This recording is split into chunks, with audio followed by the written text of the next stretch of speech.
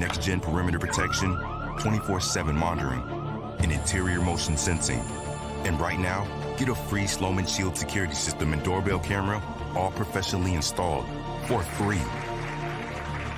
Shield your world, the Sloman Shield. When you move, you need a reliable company led by passionate folks, eager to assist its customers during a transitional process that needs to be smooth. Call Essential Moving Experts at 844-368-5750 for all your local and long-distance moving needs. You can rely on Essential Moving Experts. Mention the Big O Show and get $150 off. Family owned and operated, they offer free 30-day storage, full-service moving, fully licensed, bonded, and insured. Moving was never so easy. EssentialMovingExperts.com.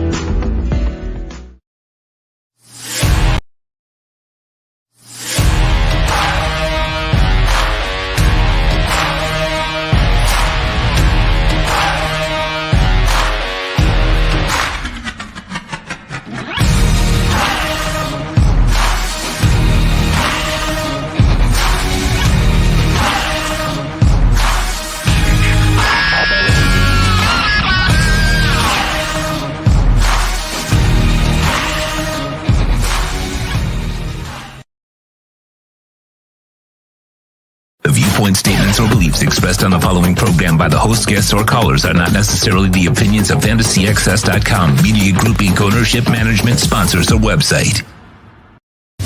When it comes to South Florida sports teams, very few in the media have witnessed, lived, and covered it like the Big O. Let's start the program dedicated to your favorite South Florida teams with a passion that's unmatched. The Big O Radio Show is on. Here's the Big O. Alrighty. Good morning, boys and girls. Welcome aboard to the program. We are ready to rock and roll live from Caneswear in Davie. Come on out and join us. 2511 South University Drive in Davie. Hope you all are doing well out there. Lots of ways to contribute to the show, as always. Sean Stanley mastering this program.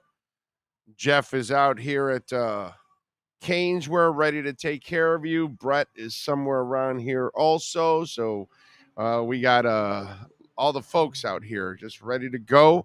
Hope you all are doing well. Hey, Alarmo, let's go, bro. You gotta come forward on this, bro. You gotta. Whoa. Oh, wait a minute. That's what it is. There we go. We got to lock it in there. All right. We got to slide them over. Oh, they don't even see Alarmo? Oh. So wait a minute. So if I go this way, do I get out of the picture or do I get into the picture? Okay. So there we go. There we go. All right. Hopefully Alarmo is in it. There we go. He's in it. He's like sin it to win it. There we go. Now I see. Now we've got Alarmo in the picture. Now we're set to go. Yeah, it's a beautiful thing. I see we've got Steve Chapman in already, Jamie Zorrilla, Omar Lopez, Mike Honcho says, welcome back to Tua Time. Isaiah, Duck Dog, Alex Palenzuela, Brandon Flood, Rick D-Man, J-Town. He says, wake and bake. Omar is back. Yes, Omar Kelly will be back today at 10:30 in the morning. John Padilla, Muzi, Ron is out in Hopeland, California. I like it. Willie is out in Medellin. William Youngblood, Robert Triana, Nizzle, Ian from Brooklyn, Lager Hop, Christian Cortez. He says, great way to start my 27th birthday. Happy birthday to you, Christian Cortez. Happy birthday, sir. I hope you have a fantastic week. And I hope if you're a Dolphins fan, I hope the Dolphins give you a win. I hope the Heat give you a win. I hope the Canes give you a win this week. Inter Miami won't be able to give you any more wins. But I will say this. Listen, all kidding aside, congratulations to Inter Miami, to Coach Neville, what's it called? Chris Henderson, the general manager, and then, of course, Jorge Mas and the Mas family. Just congratulations to them. They have righted the ship, okay? They are now headed in the right direction, and I think this was a terrific foundational year for them when it's all said and done. They should be incredibly proud of what they've been able to accomplish. They've been able to develop some young guys. They'll have flexibility now in the DP department because obviously Higuain retiring, that's going to open up a spot, and maybe they can free up another one with a trade. Hopefully Pizarro can have a great World Cup or something. I don't even know. Did he make the Mexican team? I'm not even sure if he made the Mexican team. But anyway, so hopefully they'll be able to free some of that up. And then, obviously Mas is going to be more than willing to spend. That's not going to be an issue. But congratulations to Inter Miami, man. I had a lot of fun personally following this season and watching the guys and turning it around and everything. So good stuff, man. It was a nice end for Higuain too, because boy, that started out to be a disaster. But got to say, congratulations and looking forward to it now.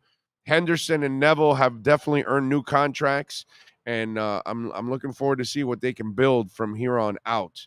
I think they'll become, they're going to be a sexy destination because they're South Florida. But, if you're winning and you're in South Florida, boy, that's going to be even better.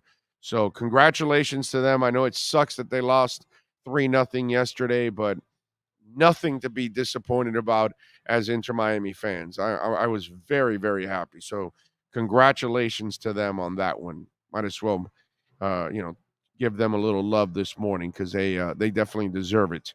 Let's see, what do we have here? Carlos Segarro is in 6193. Ron says, hit the like button, folks. Get that algorithm working. Exactly, Ron. Thank you, sir, for looking out for us. Richard Leonard is in Ballston Lake, New York. Ballston Lake, New York. Is that like east, west, north? Where's it at? Because I have no idea. I've never heard of Ballston Lake, New York. Frankie Fresco is in. Jose Lucas is in Pompano. John, the Samoan sniper, coming back to kick Flo's ass. Hello from Fort London, Pennsylvania. Thank you, John. Lester Matriz is in North Carolina. Derek Sibley, Peaster 83. I bet if Tua wasn't playing this game, we would have been flexed out of the Sunday night. Maybe. Ron says, shout out to Sean also. Damn right. Always. Damn right. Lisa Rose is in. Corn, Iowa Productions. Can I get a shout out for celebrating 14 years of marriage today? Nice, man. Way to go. Happy anniversary, Corn, Iowa Productions, 14th anniversary. Okay. No, it's not John. No, it's Ohio John. Yeah, they just recently. Yeah. No, Corn, Iowa Productions. No. But Corn, Iowa Productions, congratulations, my man. 14 years. That is awesome, man. That's fantastic. Scott in Boston, Mass, checking in. Moosey is in. He says, check down Herbert. Yeah. I got plenty to say on that one. Razzle Dazzle Crypto in. Let's see. D-Talk 90. Big O, my man. What up, brother? Thanks for the great show. Thank you, D-Talk, for keeping it locked here. William Youngblood is in from Kentucky. John Padilla. I needed to be reminded to hit the like button since I'm at work. Thank you, John. Always hit the like button. It's very important, guys. Very important. Power Foot is out in Vermont working on snowmobile trails. There we go. Nice. Vermont is a nice state, man. Nice state. Ray is out there. Gotti in. Says, thanks for putting on the best sports talk show ever. That's very nice. Very nice. Thank you. And Ian says, to a time. That song, Big O, not trying to tell us what to do, though. Frankie Fresco says, special Tuesday night A&E. John Moxley or Hangman Page or Chris Jericho and Party Peacock. Well, first of all, I can't pick anything called the Party Peacock. I mean, that's just, that's buffoonery to pick a peacock. So I'm going to go with Chris Jericho. I'm loyal. I'm loyal to my friends, man. So I got to stick with Chris Jericho. I ride and die with Chris Jericho. So we're going Jericho, and you're probably going to tell me it's a bad pick. I get it. Oh, you think that one's a good pick? So now I'm going to lose. All right. So I see the psychological ploy. I see the games you're trying to play with I me. just don't think they're going to give Dalton Castle the title. So Chris Jericho will stay the ROH champion because he's bringing dishonor to Ring of Honor.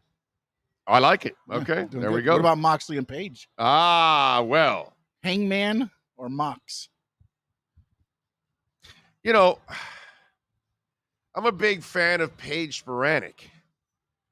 And so I figured if I like Paige, then I got to go with Hangman Page on this. So I'm going to go Hangman Page and Chris Jericho as my A. Lenny lockdown segment right here, baby. Wow. That's it. I'm locking it down. I'm locking down Hangman Page Sporanic, Hangman Page Sporanic, and Chris Jericho. I'm rocking on with those guys. I go with one of them. I figured that. But knowing AEW, it'd probably be both of them because I could see them doing something and turning Hangman Page and taking the title off Moxley also. But I think that would be better served for a pay-per-view. But I good picks. Good picks. All right. Psychological ploy. He's setting me up. No, because I really don't know. You don't know week from week what AEW is going to do because now they've turned into a little bit of Howard Stern.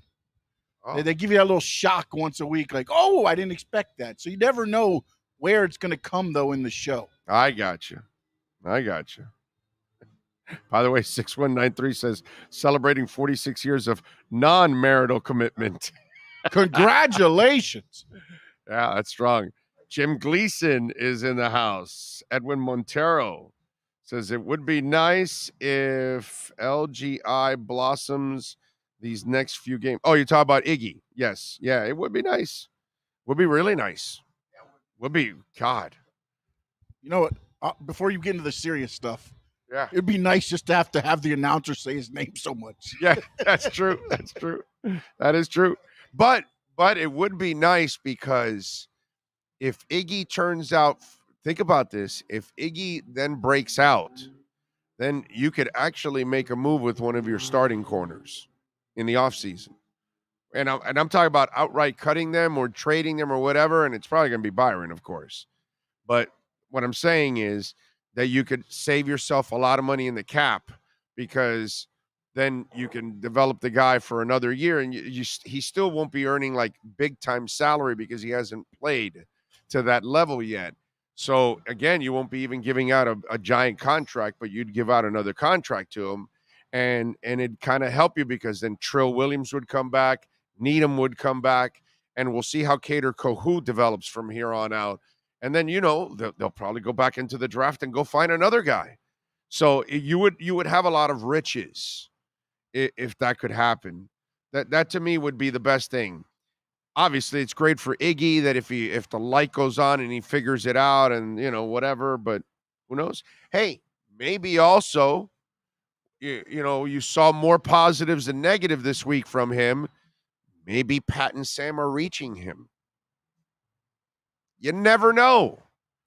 I mean, saw at halftime, right? Sam, I think it was Sam, was reaching out to him and grabbing him back, and he turned around. They were going back and they were talking back and forth about what's going on. And you're seeing, again, nothing's going to happen overnight with these guys, man. No. Because, again, he's so raw, really, at the cornerback position. It's about timing, understanding, and also trusting yourself, too. I think that's one of the things that he's having the most issues with is trusting. You don't play a lot, and then the few times you screw up, it kills your confidence. I see his hips going out, but I don't believe. And then by the time you think about it, it's done. He's by you.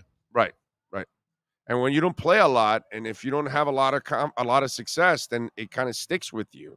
You know what I mean? But if you're playing a lot and you're doing a lot more good than bad, and there's only a couple of those plays, then you can forget about them and you can keep going. But if you don't play a lot and then you have a bad play or two, it like stands out. It's a tough situation for the kid. But let's see. We'll find out, man. We'll find out. Cap for Life says after last night's Chargers currently hold the number 8 spot in the playoffs started today. Dolphins are number 9 in the AFC. We went from the best team in the AFC to not even sniffing the playoffs. You're worried about that now? I'm not worried about that now, bro. Please. I'll put it this way. It takes the Chargers 6 games to win one more game than the Dolphins do in 3. Checkmate. Okay? It takes Justin Herbert 6 games to win one more game than Tua can win in 3 games, because Tua won all the games he started and finished. So, what does that tell you? Does it tell you that from here on out, what are the chances that Tua wins more games than Justin Herbert? They're pretty good. They're actually very good. You know, brother, if you want to live your life in that, let me spin this into negativity or whatever, injuries. You get back Teron Armstead this week, you get back to and even Austin Jackson definitely will be better than Greg Little. I'm all right, man. I'm not going to worry about that Cap for Life. I wouldn't drive myself crazy, with that kind of stuff. It's just not worth it at all. It's not worth it. Did you watch Justin Herbert yesterday? Anybody watch Justin Herbert yesterday? By the way, where are all the Justin Herbert lovers? Where are you? Oh, we should have drafted Justin Herbert. I can't wait to bring on Joe Shad at 12:15. I can't wait to ask him, hey, you want to tell me how great Justin Herbert is again? By the way, what happened to your buddy that kept telling you Justin Herbert? What happened to that Dolphin fan buddy of yours that, oh, we should have drafted Justin Herbert? Are they still running their mouths about that? Because you look really stupid if you start saying that now.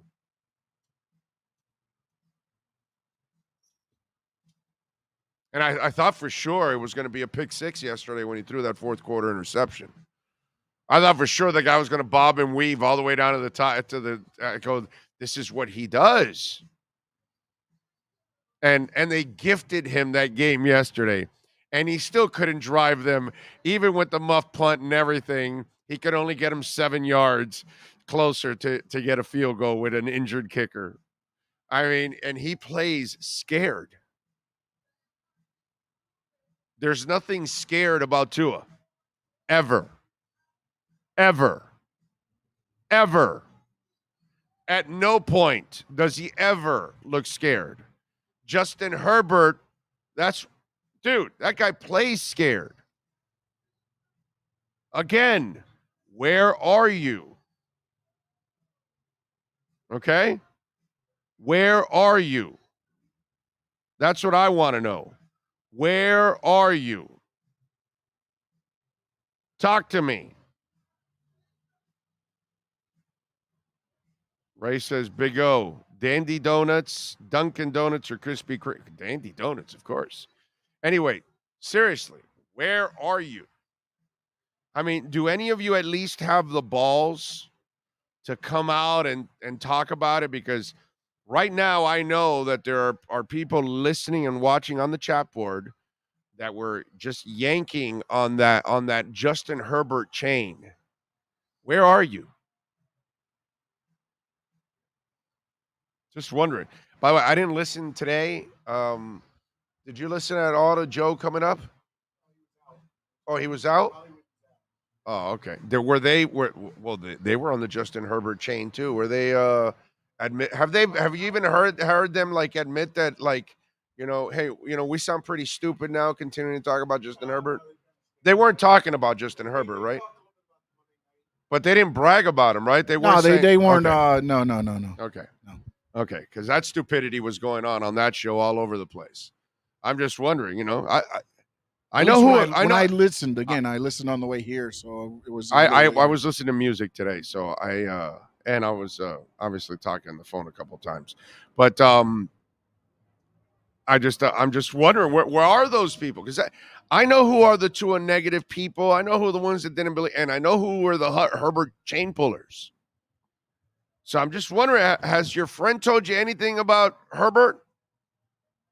You know that friend of yours that used to brag about Herbert all the time? What happened? I'm just wondering what happened to all those Herbert people. I mean, you see that stat? Can you imagine Tua yesterday? Okay. Let's say Tua goes out there, and I want you to think about this and think about this good. Okay? So Tua Tagovailoa plays last night instead of Justin Herbert, and he completes 37 passes. 33 of them were 10 yards or less. 26 were 5 yards and less. 13 were thrown behind the line of scrimmage. He threw 57 passes, I think it was, right? Yeah, 37 of 57 for 238 yards, no touchdowns, and an interception. And they won. Do you know how they would be roasting Tua? Did you hear that jackass Troy Aikman at the end? Oh, great job by Justin Herbert. Like, he left out that he played like a complete pussy for the entire game, but that he completed a pass to help him get a little closer for a field goal. But the fact that he's a complete wuss out on the field, he kind of left that out. And by the way, you're allowed to actually apologize if you guys want now for your little Justin Herbert, all that stuff. Because, you know, you do sound stupid now, right? And you know you're dead ass wrong, right? Tua is the pick, not Justin Herbert. But again, you idiots fell in love with talent. You don't know what a quarterback is. There's a huge difference between just having an arm. It's just like the Lamar Jackson shit. Why? Because he can run like the wind? Why? Because he can cut better than running backs? He's still a running back trying to play quarterback. That's where Bill Polian had it wrong. Lamar Jackson's not a receiver. He's a running back. That's what he is. He's a running back playing that position. And with Justin Herbert, the same thing. Guy plays scared, dude. Where are you, Justin Herbert chain pullers? Where are you? What are you waiting for? A good game? And then you'll talk about it and you'll forget about all the mediocre stuff that he's been doing? Watch the games. It's the same thing as some of you Tannehill idiots. When Derrick Henry's running crazy and they're winning games, you don't watch the games. Like my boy Joe Shad on Sunday.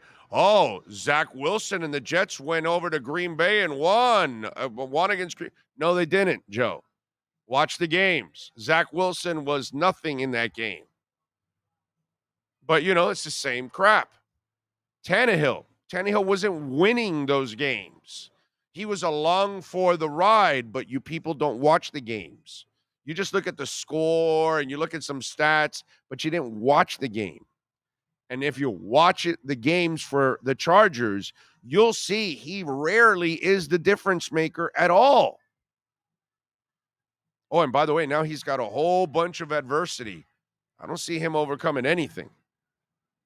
I just want to know, where are you people? Where are you?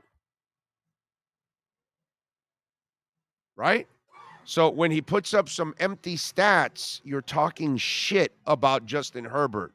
But he still doesn't win more than Tua, can't win more than Tua, doesn't have a winning record in his career, doesn't beat Tua, but yet and he can't even make the playoffs either, and yet you're talking shit about him.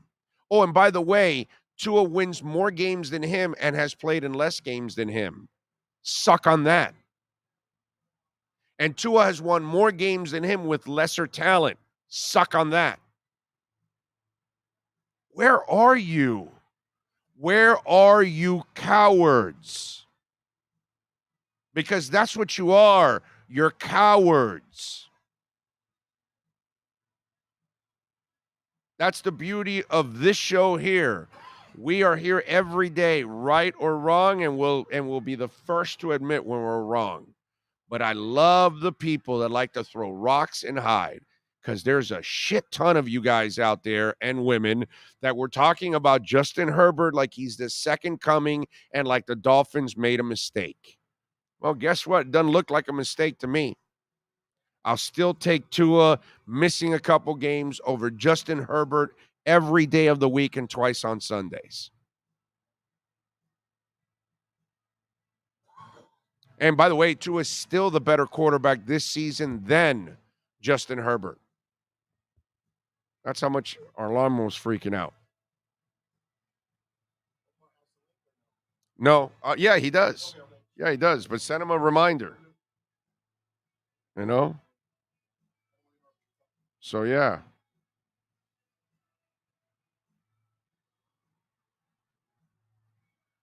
Let's go. Oh, man. Anyway. I just find it hilarious because you guys went out of your way for a couple of years to talk him up and talk him up and talk him up, and he's done nothing. And you then disappear like cowards. Instead of coming forward saying, you know what, dude, I was one of those Justin Herbert guys. I'm wrong, man. I'm watching this guy, and yeah, he's got great talent, but he hasn't proven anything whatsoever. Haven't seen it at all. Big O, it's the golden locks of Herbert. Leading up to the draft, I was torn between Herbert and Tua. Then Omar said Herbert reminded him of Tannehill with his demeanor. After that, I was all in on Tua, and so far, Tua is more of a QB. Yep, the Herbert issue brings up another trepidation of mine. When Herbert came into the league, I thought his immediate success made Cristobal look bad. How is he playing now negates the trepidation. Yeah, maybe Cristobal knew that the guy wasn't really, let me see. Tell him, Big O, twice on Sundays, baby, all day. I don't care what anyone says. I'll still take Tua before Herbert. There you go. Let's see the return of Omar. Well, we're waiting for him. Time for Tua to shine even more and stick it to the a-hole flow. And Omar and Stephen Ross, no hesitation, Tua. Let's see.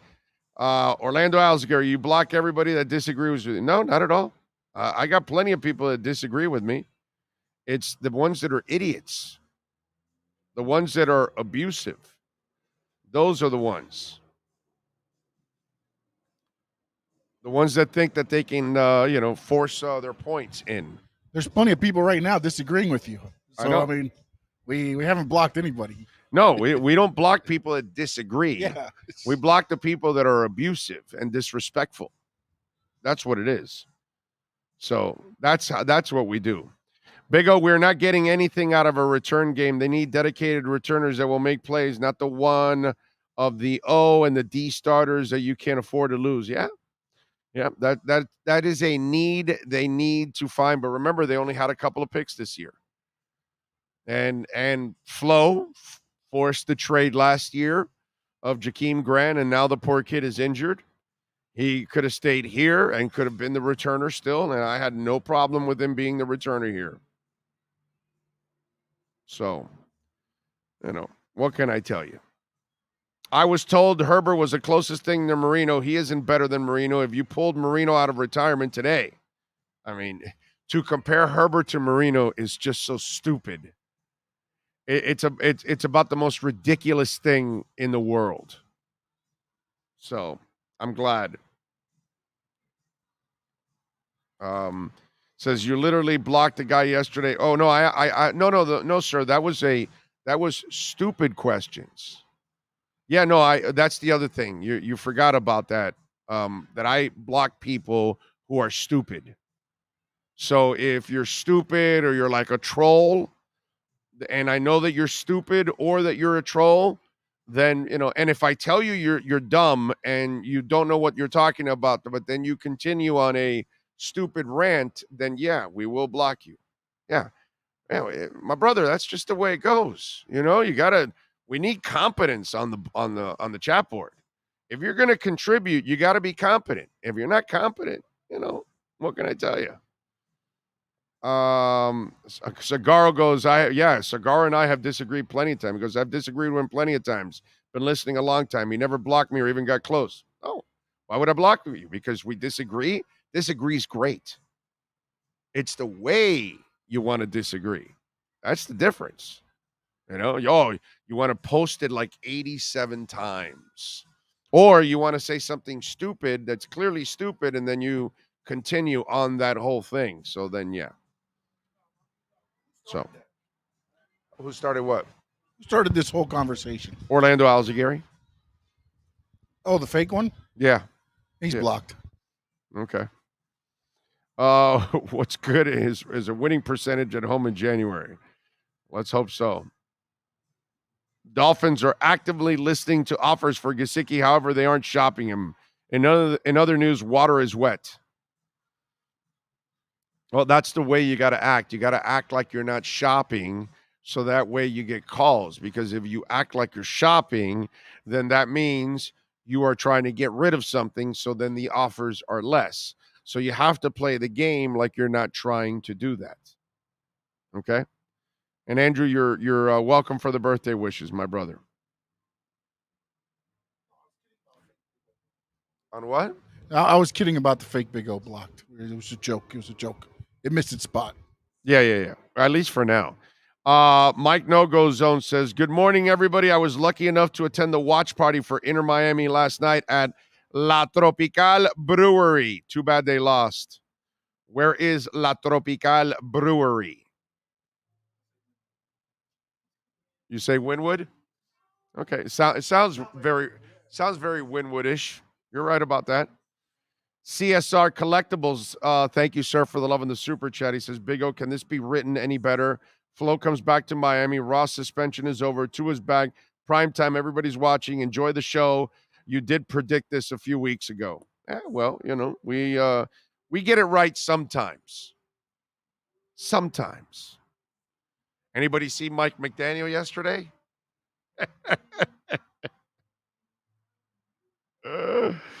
Mike McDaniel basically repeated exactly what I've been saying, is that he apparently talked to Tua about getting rid of the football. Okay? If you didn't see it, the sound bites on our Twitter feed at Big O Show, it's there. And it's like a 2-minute clip. But he basically says, or a minute and a half or something, but he basically says, I've told him sometimes the best play is to get rid of it. And, most of the media, 99% of them, played the sensationalistic route, and they were going with the whole double concussion bull crap and all this stuff. And, oh, my God, his career's over. Oh, he should walk away from football. Oh, I know this doctor, and I talked to that doctor, and this doctor said this. And all we said is, folks, the problem is simple. There's no panic here.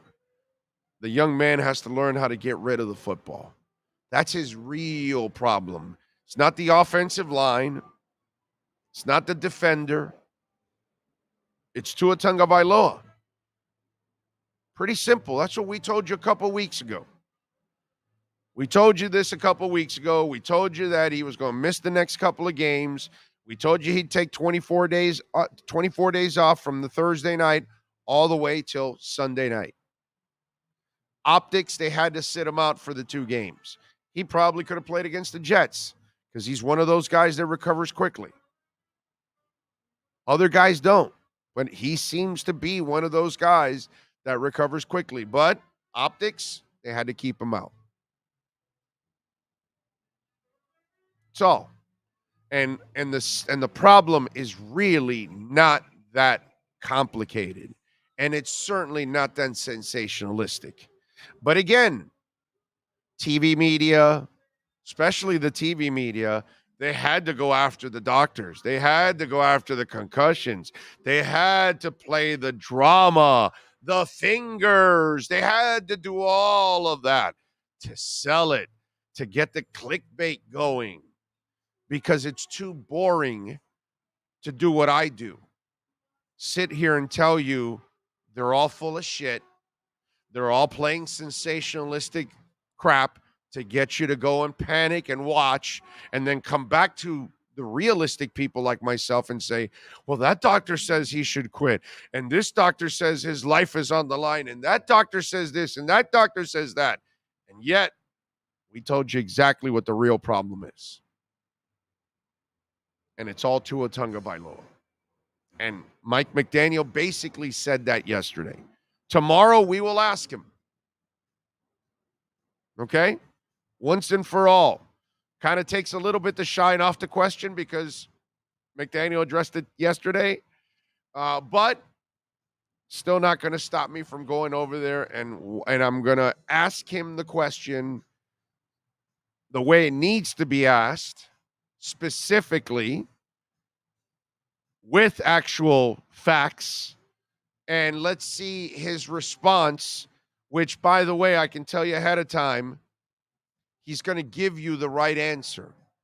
That, yeah, I understand it and I got to work on it and all that. But in the end, it's really going to be all about his actions because his actions will determine whether he's going to have a career or not.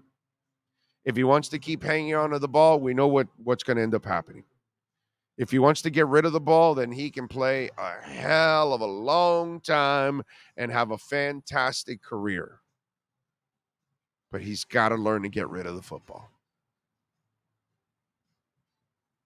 But if you watch the Mike McDaniel, just go and the money cut is the one that I put up on Twitter. That's the money cut. The rest of the press conference, it's coach talk. That one, that's the money cut. So, not what the sensationalistic media wants, by the way.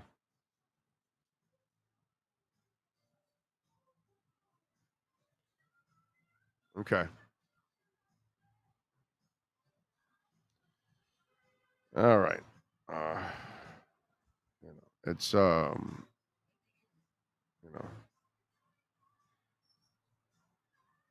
okay.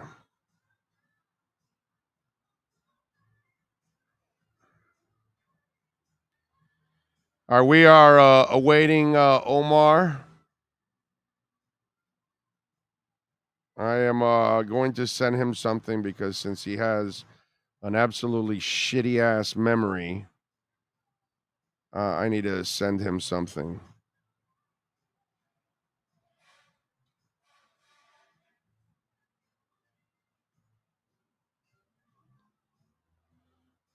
Okay.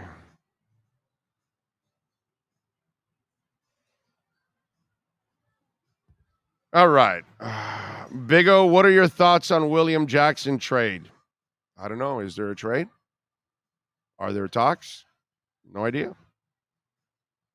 What do they want? Oh, no. I don't do this whole, hey, let's give them Gesicki and a 6th rounder, and they'll give us William Jackson, and we'll move on. And I see all that silly shit, and I get it. You gotta write an article, and you gotta fill some space on your website, and or maybe you gotta put some content out on Twitter so you can get some hits. So let me throw out a hypothetical William Jackson stuff. When I hear that the Dolphins and the Redskins are talking, then there you go. Thank you, Alarmo. Then I'll go for it. But meanwhile, I'll just stay here fixing Alarmo and do that instead. So I don't really, that stuff is just not worth it, my brother. It's just a waste of time.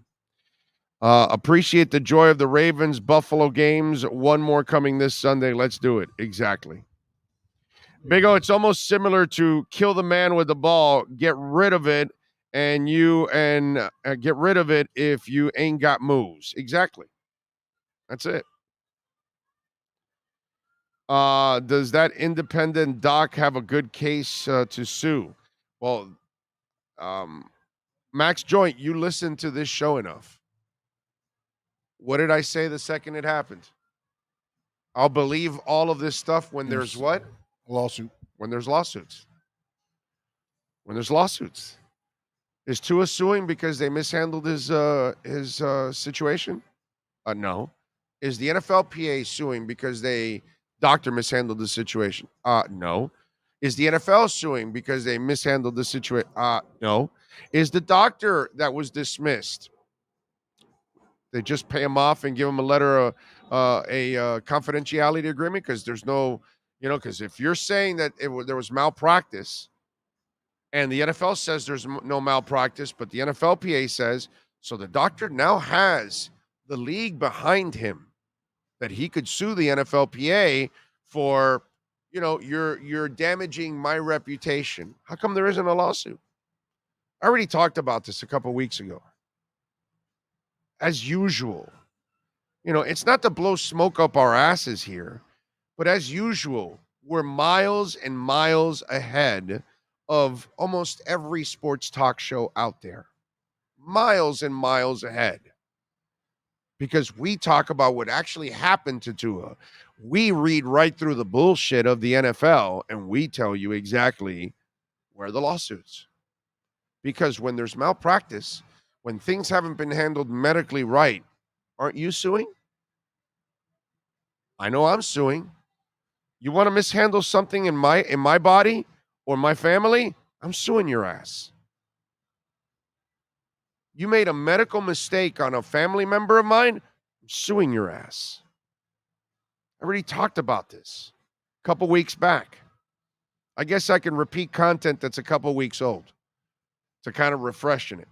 But we've talked about this. It's all there. It's on record. I'm sure you podcasted that segment, right? Yeah. And he'll podcast this one again now to freshen it up. Because we don't go on the sensationalistic route like everybody else. We're not here for clickbait, dude. I'm not here to shock you, to try to tell you stuff. Oh my God, Tua's life is over. Give me a break. Jordan Reed played in this league with like 9 or 10 concussions. Meanwhile, these are the first 2 that Tua has suffered in the NFL, and his career now is over by some idiot's counts. I'm not here to play the shock game for you, man. We're here to play the game realistically. Okay? And we're not, the NFL says this, and the NFLPA says this, and Tua says that, and I just said, are there any lawsuits? None? Okay, so nothing went on. This is all a PR ploy to appease the lynch mob. Appease the news that got into sports now.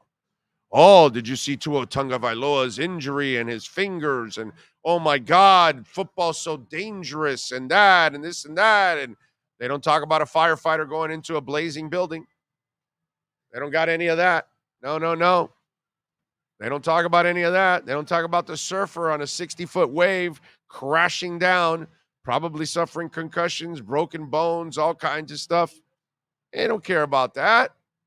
They don't care about the 20-year-old they're handing an AR-15 saying, go protect our country. They don't give a shit about that. But now, sensationalistic because football is king. Because everybody follows football, everybody doesn't follow surfing. Everybody doesn't give a shit about a firefighter. Everybody doesn't give a shit about cops putting their lives on the line every day. But boy, we care about our fantasy football teams. So the media knows we care about our football. So let's stab them where it hurts, in football. Yeah. I mean, what are we going to do? Tell the Flying Walendas to not be the Flying Walendas? That won't even be a piece of news on the radar. That's boring. Why would we talk about that? No, let's use football. Clickbait. We're not here for that, man. We're not here for that. It's not my style, never been my style. I'll shock you.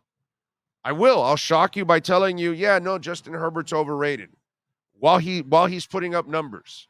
And then eventually it happens. And then I'll tell you also, Lamar Jackson, an athlete playing quarterback in the middle of an MVP season. Yeah, I'll shock you that way. But then eventually, look what's happening now. By the way, did you see that Lamar Jackson stat? with the Ravens this year. This is not a good year to be banking on yourself, apparently, Lamar. And what did I tell you guys did I not say in the offseason this was going to be a blessing in disguise to the Ravens? Did I not say that giving him a big-ass contract would be a mistake because he's not really the guy? Okay? He's a great athlete. Doesn't make him the guy because eventually you can figure out what he's doing. So I don't know if you guys saw this, but, this is how we shock you in this world. We shock you with things like that we tell you about Lamar Jackson, and then people then freak out, and then they say, well, wait a minute, what's he talking about? I gotta find this Lamar Jackson stat that is absolutely a crazy stat. All right, here we go. The Ravens, by the way, are the 40th team in the history of the NFL to hold a double-digit lead in each of their first 6 games. Of those 40 teams, only the 2022 Ravens have a 500 winning percentage. And that's because they need a quarterback at the end. They don't need a running back at the end. They figured out the running game. And they figured out we stop them from running. That guy can't beat us with this on a consistent basis. Yeah, he's an athlete. He'll wow you with a couple throws. That's how we'll shock you on the show. But if you want me to play the clickbait crap, oh my God, Tua's life is over. Oh, he should. No, I'm not here to do that. Oh, the honeymoon that's the latest thing I'm hearing now. The honeymoon is over. I heard that on Sunday night from Mike McDaniel.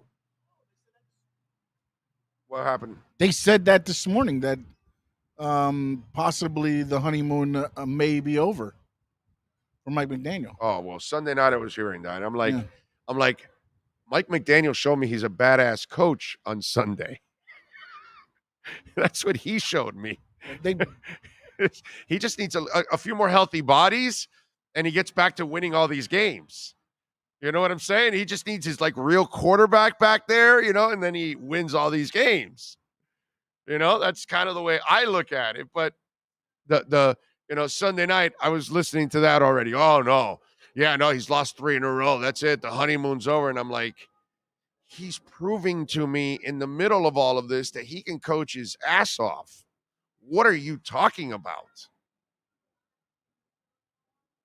But then the same guy told me the honeymoon's over goes to me, well, the Patriots dominated today.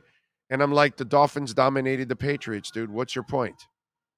Why? Because they won this week, and who'd they beat 29-0 or something? The Lions, right? Yeah. No, the Lions were off this week. That was the week before. They beat Cleveland, right? With Brissett, yes.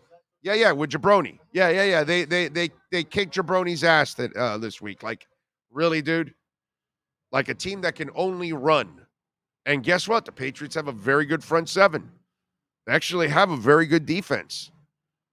Played right into their hands.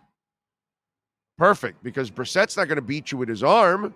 So if you don't allow Chubb and company to beat you with Cleveland, you're fine. Huh? Oh, yeah, who are they playing? The Bears. Yeah, that kid can't pass either. He's just not consistent yet. He's not consistent. Justin Fields is not even there. I don't know if he has the proper coaching. I'm starting to believe that with Justin Fields. As I watch him, I don't know if he has the right quarterbacks coach. Like, I look at the Dolphins, dude, and I look at Skylar Thompson, how he comes out. That's great coaching. That's great coaching. That kid looks well prepared. Obviously, he's also mentally built well, too. You can tell, yeah, right, 25, it helps. You're right. But still, you still could be kind of a wuss even at 25. But he's got a little moxie to him, so I like it. I'm not exactly sure Justin Fields has the right coaching. Let's see. Leobardo Alonso, thank you for the love on the super chat. Football is not for Crystal Generation. Go Fins. Exactly. Yeah. It's the way it is. By the way, they don't say anything about hockey. And guys are getting crushed into the wall all the time. You think that they're not having concussions in hockey? But of course, hockey is nowhere near football. So whatever you complain about hockey, it's people. What'd they say? Hockey? Yeah. Are they still playing that? Or is it in the off season? That's what they're going to do with hockey. NFL. Well, wait a minute. Are they talking about one of my fantasy players? Well, hold on. I got to make a bet this week. Who are they talking about? We're fanatical about it. Made Paid. Thank you for the love on the super chat. He says, you called Poopy crazy for saying Skyler could be a number 2. No, I did not say. I said Poopart. I didn't say that. I said he's crazy to be the number 1, not number 2, sir. And I like how you put Poopy and number 2 in the same sentence, by the way. I like that, by the way. QB2 and Poopy. I like how you put that in there, but you are wrong, sir. You can go back. Everything is recorded. It's all there. I was saying stop saying Skyler should start or saying Skyler should start over Tua. Where are those people? Now, I am saying now that he should pass Teddy on the depth chart. And by the way, when they drafted Skyler, when they drafted him, go back to the draft shows. I told everybody at that time that the information I got from the building was the idea is to develop him into a starter the following season, which is what they're on pace for. I mean, a backup for the following season because they'll get rid of Teddy because he's only there for a year. And then the idea is if Skyler's good enough, he'll be the backup to Tua next year. And that's exactly what they're working on. And by the way, if I'm the Dolphins, not only do I let Teddy go at the end of the year and elevate Skyler, I'm drafting another guy late in the draft. 5th, 6th, 7th round, I'm drafting another quarterback. How do you like them apples? I wouldn't stop drafting quarterbacks. I'd keep developing them. And if you have the people, which it looks like, to develop quarterbacks, I mean, Tua's playing the best football he's played since he's been in the NFL. And Skylar Thompson, who knows nothing about the NFL, looks like a very capable player at this level. And Teddy Bridgewater, who was mediocre, still threw for 300 yards this past week. It's impressive. I got to tell you, impressive. There's 420 right now on the chat board, 420 people. That requires all of you to take a toke right now. Cutter's Edge Pro, we love talking about Will, Mike, all the great people. They got like 70 trucks. They service Dade, Broward, Palm Beach counties, folks. Man, they maintain a lot of HOAs, a lot of condominiums and corporate parks and large commercial building complexes all throughout South Florida. They revitalized our home. I got to tell you, my home was looking like a war zone. And all of a sudden now it looks like it is magnificent. I've got realtors coming to my house now, dropping off stuff saying, hey, we'd like to sell your house for this much and that much. And you know why? Because when you change and you upgrade your home on the landscaping side, it actually improves the value of your home. Not only that, now the peace and tranquility that I have with our dogs. I have the artificial turf in the backyard. They no longer leave messes where they bring the mess into the home. Even if it's raining, no mud is brought into the home. No dirt is brought into the home. Also, it is easy to maintain. You got to love that about the artificial turf. And you save a lot of money in the long run. Why? You're no longer cutting grass and you're not watering the grass. That saves you a lot of money. Plus, fleas and ticks, they live in dirt. No more dirt. You've got artificial turf. So it's safer for your dogs. And they also put this special sand that's a cooling sand that lowers the temperature 20 degrees also. Call the great people at cuttersedgepro.com. Redesign your home, new landscaping, front yard, backyard. Make it an oasis, man. You're paying your mortgage, your rent for the entire property. Use the entire property. If that backyard is lifeless, bring it to life. Call the folks at Cutter's Edge Pro. I promise you, we've been doing it since we've revitalized our lawn the last 2 months. We're outside more than ever. It's a beautiful thing. They do it all. Landscape lighting from Pathways. Let me tell you, when it comes to Cutter's Edge Pro, they know how to get it done. Plus, they've got a radio show every week on Sundays at noon on WIOD. So listen to Will and all the great people. Go to cuttersedgepro.com. Check them out on Instagram, Cutter's Edge Pro. Hour number 2 from Caneswear is next. If you're a Miami sports fan, then there's only one store to go to, and that's Caneswear at Miami Fanwear in Davie. They're your one-stop shop for all your inner Miami CF, Canes, Dolphins, Panthers, and Marlins merchandise. They have hats, t-shirts, game day jerseys, and so much more. Located at 2511 South University Drive in Davie, and open 24/7 online at caneswear.com or innermiamiwear.com. Call them at 954-835-5597. Caneswear, the spot where inner Miami and all Miami sports fans shop. Welton Rayom has more than 62 years of litigation experience handling insurance disputes. They're committed to resolving even the toughest insurance claims quickly. Call them for a free consultation. 954-966-4646. At Welton Rayom, they don't get paid unless you win. Property damage claims to your home, business, or condo as a result of a hurricane. Welton Rayom can help. Water, mold, fire, smoke damage, Welton Rayom can help. Call 954-966-4646. Oh, great. You have a doorbell camera. Now you have a front row seat to your house getting robbed. They're breaking into my house! Ooh, there goes the TV. I'm sure it'll turn up at the pawn shop. No, not the TV! Just because you can see them, that doesn't mean you can stop them. With Slogans, you get 24-hour monitoring, a free home security system, and professional installation. Plus, free doorbell camera, one that'll actually work for you. Get out of my house! Get out of the house! Call 1-800-ALARM-ME. When you move, you need a reliable company led by passionate folks, eager to assist its customers during a transitional process that needs to be smooth. Call Essential Moving Experts at 844-368-5750 for all your local and long-distance moving needs. You can rely on Essential Moving Experts. Mention the Big O Show and get $150 off. Family owned and operated, they offer free 30-day storage, full-service moving, fully licensed, bonded, and insured. Moving was never so easy. EssentialMovingExperts.com. For over 16 years, EJDConstruction.com has provided South Florida residents quality craftsmanship, accurate project management, and exceptional service. That's why EJDConstruction.com is an A-rated member of Angie's List and the Better Business Bureau. When you're looking for the right custom home builder for additions or home remodeling, please call my friend Eric at 305-433-4843. That's 305-433-4843 for EJDConstruction.com.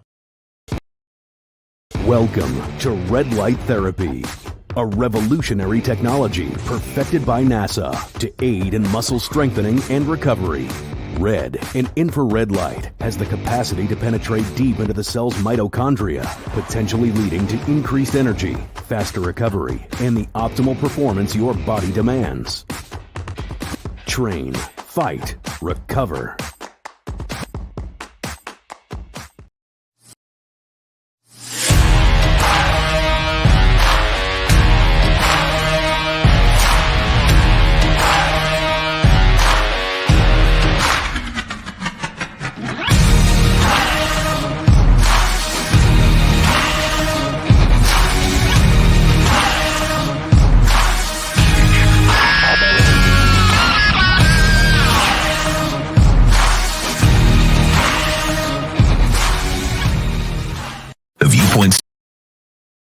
Statements or beliefs expressed on the following program by the host, guests, or callers are not necessarily the opinions of FantasyXS.com, Media Group Inc. ownership, management, sponsors, or website.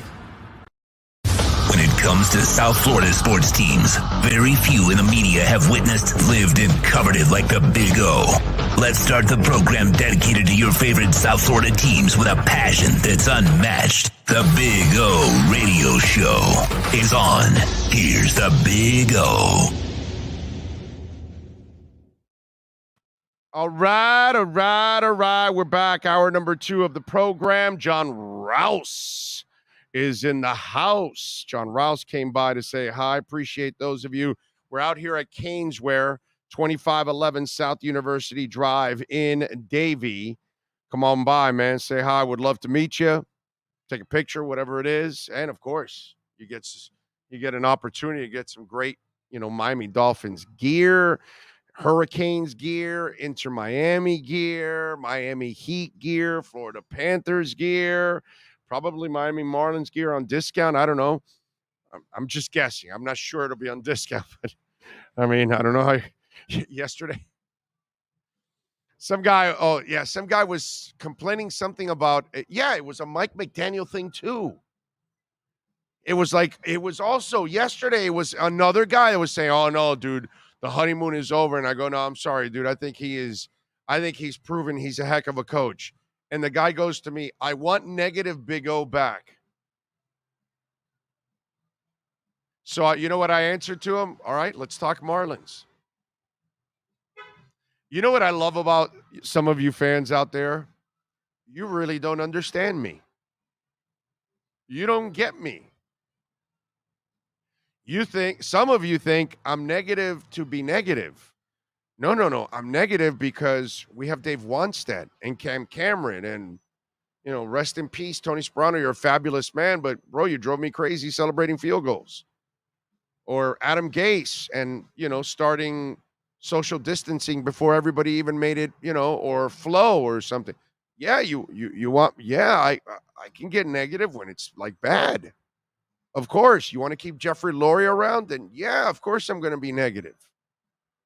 The Panthers, they don't win. Yeah, you want me to do that?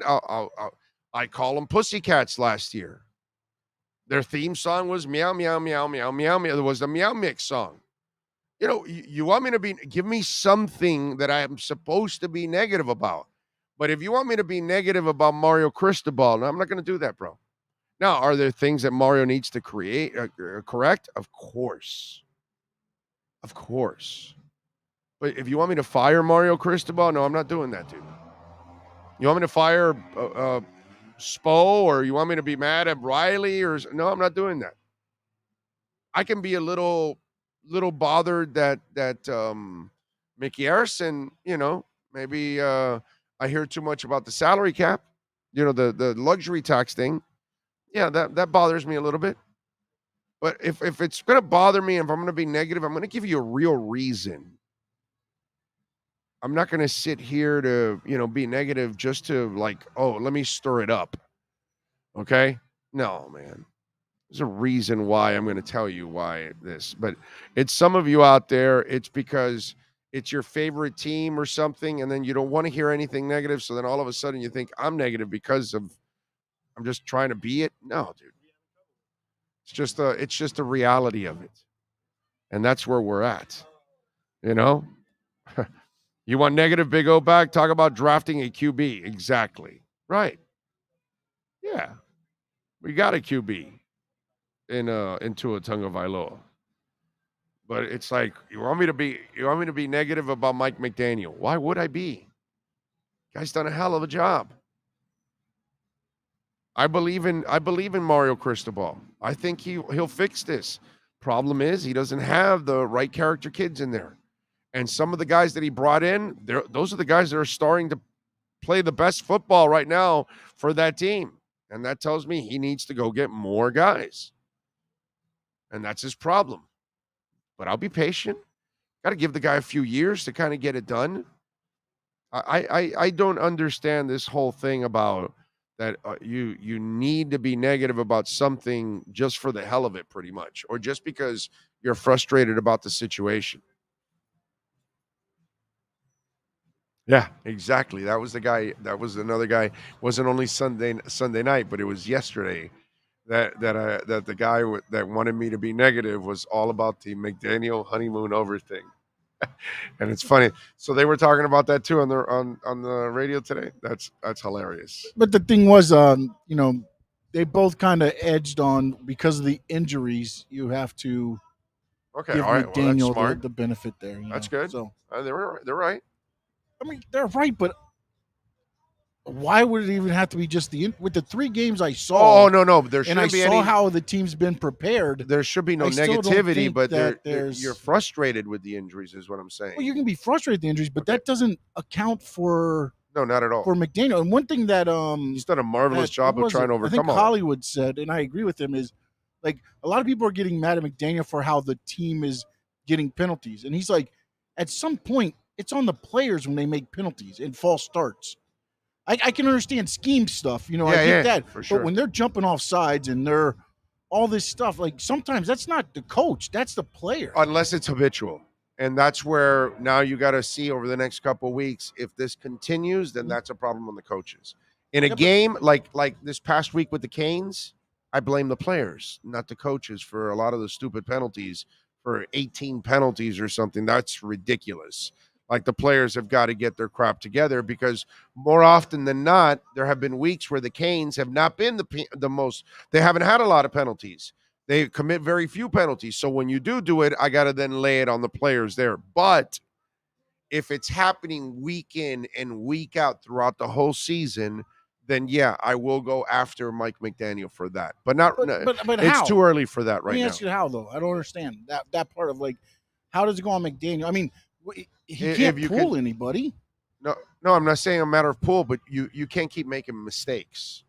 You could get outplayed because you're not good enough and you got backups in there, but you can't keep making stupid penalties. No, I understand that. Connor Williams can't be downfield when he's not supposed to. Yeah, but Alec Ingold can't do the stupid penalty he committed. There were just things. Waddle can't commit the mistakes he made. Those are things that, like this week, I'm with him. If he said he lays it on the players, yes. But if it continues over several weeks, then I start to lay it on the coaches. I still think it goes on the players. I mean, Connor Williams, you even saw when he turned around and he saw where he was at. He was like, he forgot what the play was. Okay. And then Jalen Waddle was just trying to fight for more than what he should have had. And just, I don't understand. To me, once you get to be a professional athlete, look, you're responsible for the holding calls. You're responsible for general. 2 claps. Mike McDaniel can't be like, hey guys, 2 claps. Yeah. 2 claps. But you mistakes are mistakes. You can't keep making them in any job. But I guess how do you rectify that? Well, you've got to correct them. Better technique. Because you can't pull. You've seen what this line looks like. Better you technique. Can't bitch anybody. Better technique. You got to find a way to. But you can't commit the penalty that then, you're on that drive where that kid threw enough yards for you to score a touchdown. Yeah. And you committed so many penalties that you weren't even in field goal range. No, you can't do that, bro. It can't be one after another after another. And if it continues, then that is sloppy. That's what I'm saying. And you're a bad general manager, and you're a bad manager, and you're a bad head chef if the people under you are continuing to make the same mistakes over and over again, and you're allowing it to happen. So, yeah, no. But I guess my question then would be, I get it. You can go over it in practice, and it looks great. Sporadically on players. This and that, but if it happens in the game, then what do you do? Do you sporadically, I blame players. Habitually, I blame coaches, because then that means you've created an environment where bad service is allowed in the restaurant because he doesn't care. They're stealing from you because you're not really overseeing your business. They are not doing the right things because you're screwing up, Yeah, no, I can understand that, but I don't know, once you get to a professional level, you can't bench guys. What you fine them when you start making? How do you correct that? I guess is my thing. That's what I don't understand, because at some point when you're getting paid the money you're getting paid to play this game, and you can't remember it's 1 clap or 2 claps or and you can't. And I get it. There's going to be penalties, holdings where you're saving your quarterback, and I guarantee you this game, I believe there might be a lot of holding calls on some of our linemen. Yeah, just because if they get beat, they're not going to want Tua to get hit. Because I guarantee you, they're preaching right now that they want Tua to stay clean. And I'm not saying that Pittsburgh's gonna, but I think if Liam gets beat one time, he's gonna grab and make sure that Tua's not going to get hit is my thing. So I think you might see some of that maybe early until they can figure out sporadically what Steelers doing. Sporadically, I blame the players. I get what you're saying. I totally understand what you're saying, but if you just continually make the same mistakes over and over again, one, you're not going to be my producer. Okay, that's just the way it is. That's what I got to do. We're off. No, I'm just kidding. No, you've witnessed it. You've seen it firsthand because you and I have been working together for a couple of situations. And you've witnessed firsthand when I know somebody's lazy, they're gone. I don't have tolerance for laziness at all. Zero. I work too effing hard to be around lazy people. And somebody might have said something, and I go back to the practice days, is because McDaniel kind of goes through practice quicker than normal. At least when we were there for the camp. And then they brought up, in the military days, you kind of go over and over and over and over. So maybe some of that, I guess, again, you maybe instill. But to me, if you can't remember a snap count or you forget the play, there's not a lot that a coach could do to help you out anyways. But I think we got somebody ready to go. All righty. We are ready to go. Omar Kelly is ready to go. He is back with our essential experts, Miami Dolphins report. He is ready to rock on. Let's bring him aboard. Omar Kelly. Time to talk aqua and orange, Miami Dolphins fans. It's the Essential Moving Experts Miami Dolphins Exchange with Omar Kelly. When you're looking to move your home or business anywhere in the U.S. from coast to coast, call Essential Moving Experts at 305-602-8369. Flat rates and no surprise charges. EssentialMovingExperts.com. 305-602-8369. Let's talk Dolphins football. Here's Omar Kelly. The way you see there, you get $250 off any move over $3,000. But if you mention us, you will definitely get $150 off any move. So make sure you call Sean Williams and the great people at EssentialMovingExperts.com. How you doing, my man? You doing good? Boy, you got a mic and everything now. Yeah, no. Only problem is like this camera view is so close to me. I'm like, does anybody know how to back it up? You know what? You may have to call the services of Sean to go over to your house and see if he can. And it's like I got it. The mic is close. You know what? I can move the mic a little bit so I can. No, the mic's fine. The mic's good. It looks good there. It's actually it's a good look. But yeah, you're right. You're all head. But then, you know who does that? Poupart is like that too. Poupart's all head also every time he does it. Yeah, he's like his face is like right into the computer's like all up in my grill. Yeah. Yep. Maybe that can't be adjusted. Maybe that's just a distance thing. He's gonna have to back. It might be an Apple thing. It might be an Apple thing. You might have to just back the thing up from you. Omar, do you have webcam right now, or are you on the computer? I'm on my computer. The laptop has its own, or the computer has its own, or is it a separate webcam? No, the computer has its own. It's not a separate webcam. Yeah, you might want to look into that because the webcam will back it up a little bit for you, and then you can maneuver it around. Right. Other than that, you're going to be stuck with what you have right now. Right. You may have to add a webcam to it too, so you can adjust it, and that'll be a little better. It's kind of what we do here. That's why we have the webcams. So now that you're making the big bucks, spend the big bucks. It's like maybe a total $60 or something for a webcam. Times is hard over here, man. We're in a recession, It's all right. Well, hey, listen. You're back to making a couple extra bucks here on the platform, so you're good. You're good. There you go. There you get your webcam with that. All right. Your thoughts on the whole Tua mess? Because for me on this platform, I didn't go with the sensationalism about all the concussions. I kind of went that Tua just needs to get rid of the football. We figured it out. 3.89 seconds is where he blew out his first ankle. 4.55 seconds, he blew out his second ankle. 5 seconds, he blew out his hip. and 5 seconds, he got slammed in Cincinnati. Everybody can go talk about concussions and, oh, my God, this, that. Tua, get rid of the football, my brother, and you'll have a nice, long career. Hold on to the football, and you're bringing just a whole bunch of pain that you don't need. You know, it's funny that you say this, because if we the most critical evaluation that had nothing to do with medical about Tua coming into the draft process was made by Nick Saban. That's right. Who said that he's got to fix the fact that he holds onto the ball too long trying to make a play. Now, what's special about Tua is the fact that the accuracy, the precision passing, and his ability to make a big play happen, which we've seen now. This is the first time we've seen it this season. And so I'm uncomfortable in trying to change who he is as a quarterback, because I think his knack or attempt to try to hold on to the ball for that extra second is what potentially makes him special and makes those big plays happen with Tyreek Hill and Jalen Waddle. Now, does it put him in harm's way? Absolutely. Two concerns that I said from the day that he got here and I first started watching him practice, I had two concerns about him: arm strength and durability.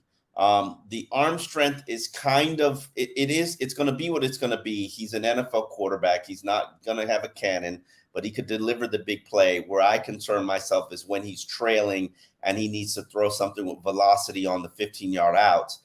But the durability, it's there. And I don't think it ever is going to change. That's why a lot of teams did not have him on their draft board. There are at least 6 teams that took him off their draft board. Whether they needed a quarterback or not, they had concerns about durability. They had concerns about the hip. And that's just not going anywhere. Right. No, I'm with you there. Now, before Saban, you have it there, right? Okay. So before Saban, we played this video. And we're going to play it for you because you may not have seen it yet. This is a very young Tua. This is a high school Tua, and he's being interviewed by the paper on the island. I'm not exactly sure what the paper of record is. The Honolulu Gazette. Yeah. I'm not exactly sure what it's called, to be quite honest. So I'd be lying. But obviously, and when you see this video, I want you to show. Because this video for me became disturbing. Okay? Because think about this. When you see what he says and who he's talking about, and okay, if he's not listening to this person, and then he's not listening to Saban, and yet injury after injury after injury happens, and you still hang on to the ball. So I want you to listen to a young Tua. This is 1 minute. Listen to this. Go ahead, Sean. Play it. He's probably like the middle of the road where he's harder than you guys, but he backs off when he's understanding. He seems like that. He's understanding. But I don't know. I don't live in the house. He's understanding, but he's very, very strict with a lot of things. But he's very understanding. That's what I love so much about my dad. You know, whether I do something bad, as long as I make him understand as to why, you know, I kind of did it. Like, I mean, running the ball, and if I hit somebody, oh gosh. When I get in the car, you don't hear the end of it. My dad gets so mad at me. Mm-hmm. You know, I tell him, I don't know how to slide. He tells me to practice sliding. And I tell him, okay. And then the next time I do it again, oh gosh. That's when I get disciplined. Yeah. Well, Michael Vick learned to slide. That's it. So, so think about this. Since then, his dad would be ripping into his ass. And you know, Omar, nobody's closer to him than his dad and his mom. He's like, he loves his family. Yeah. And he lives. So if your dad's telling you, dude, slide, stop. Wait. And then Saban's doing it. And then injury after injury, and you're still not learning. Time out. Let me ask you a question, Big O. The first hit that happened against Buffalo, which was a back injury. Right. Yeah, but that was a dirty hit. Okay. Yeah. It happens. I don't put that one with the other ones. Okay, it don't matter. It happens. That's where this whole thing began. What I'm saying is that wasn't for him holding onto the ball. That was a dirty hit. He had gotten rid of the ball. I mean, it happens. Like I'm watching Russell Wilson last night, and Russell Wilson, Drew Brees is the height of what I believe Tua can be. And last night, holds on the ball too long, scrambling out of harm's way, takes a tough hit, late hit, gets one knocked on him, knocked him on his ass. And keep in mind, I covered college athletics back when Florida State's national championship team, the Wadsworth and Corey Simon and all those guys who put quarterbacks in a body bag and had a grave site for every quarterback that they knocked out of a game. That's how teams played. And that's the style of ball that I'm used to. So if I get a good 15-yard penalty for whacking the crap out of Tua, so be it. No, I get that. That's the style of football that, I know. Now, in today's age, you can't do that, and they're going to protect the quarterback, and soon they're going to throw out players that hit the quarterback too hard or blow on them, depending on their pedigree, because you certainly can't hit Tom Brady like you can hit Tua, but that's a totally different conversation. It's going to happen. 5 times a game, he's going to get hit hard. Okay, but my point is the major injuries have happened from him holding on to the ball. And you are correct. You're going to get hit. Yes. No matter what, you play the position, and he has survived all of those hits pretty much. Mm-hmm. The ones that have kept him out from those big injuries, I just gave you the times on them. We timed them all. And I get you. You see what I'm saying? So you're going to take those hits. Avoid the extra ones is the thing. That's all I'm saying. He was the second highest rated quarterback in the NFL going into that Cincinnati game. I know. We had silenced all his critics, giving him a big 2 thumbs up with his including you. Stop it. And he was doing it playing his way. The way that he's always played. He sits there and he's very adamant about how he plays, and he'll let you know that, hey, I can't see over the line. It is what it is. You better find a way to make yourself noticeably open for me. Hey, and I hold on to the ball, trying to make a big play happen. Yeah. This is your quarterback. Yeah, well, Ben Roethlisberger did the same thing, except he's huge. Yes. 6'5". He can take a pounding. Okay. And that's right. I would rather that quarterback. But this is why Drew Brees lived a long time, and so did Joe Montana, and so did Bob Greasy, and so did Fran Tarkenton. Yeah. And that's why I keep comparing him to them, and I believe he is Joe Montana. He is going to be a clutch sumbitch that is going to make all the big throws in his life. But if he wants to have a career like those other guys, he's got to learn when the play is dead. Bro, let it go. It wasn't dead. But it wasn't dead. It wasn't dead. Yeah, listen, you already did 3rd and 22. You already did 4th and 7. Live for the next play. Clearly, you can make the big throws in big moments, in tough situations. But on that 2nd and 6, don't hang on, bro. Get rid of it. Come back for 3rd and 6. Come back for the next drive. Come back for the next quarter. It's easy to say in hindsight. It's more difficult to do in the moment. And let me say this. You're right. It's something that, let me tell you this story, and it's something that you've in fact mocked me about. Remember the we mock you about a lot of things, but go ahead. Remember the Jay Cutler season, where Jay couldn't tell you a better practice performer. Just absolutely. Just phenomenal arm, good reads, knew the offense. When nobody was hitting him, killing it. Now, when we got to the game and people could hit him and people could touch him and people could break his ribs like they did that season. He looks like Justin Herbert. Okay. He started playing hot potato with the ball and getting the ball out of his hand because ultimately he was just there to cash a check. And he didn't care. I don't want Tua to become that quarterback. And if his career is going to be shortened because he's going to take too many hits and he doesn't have the body to hold up for it.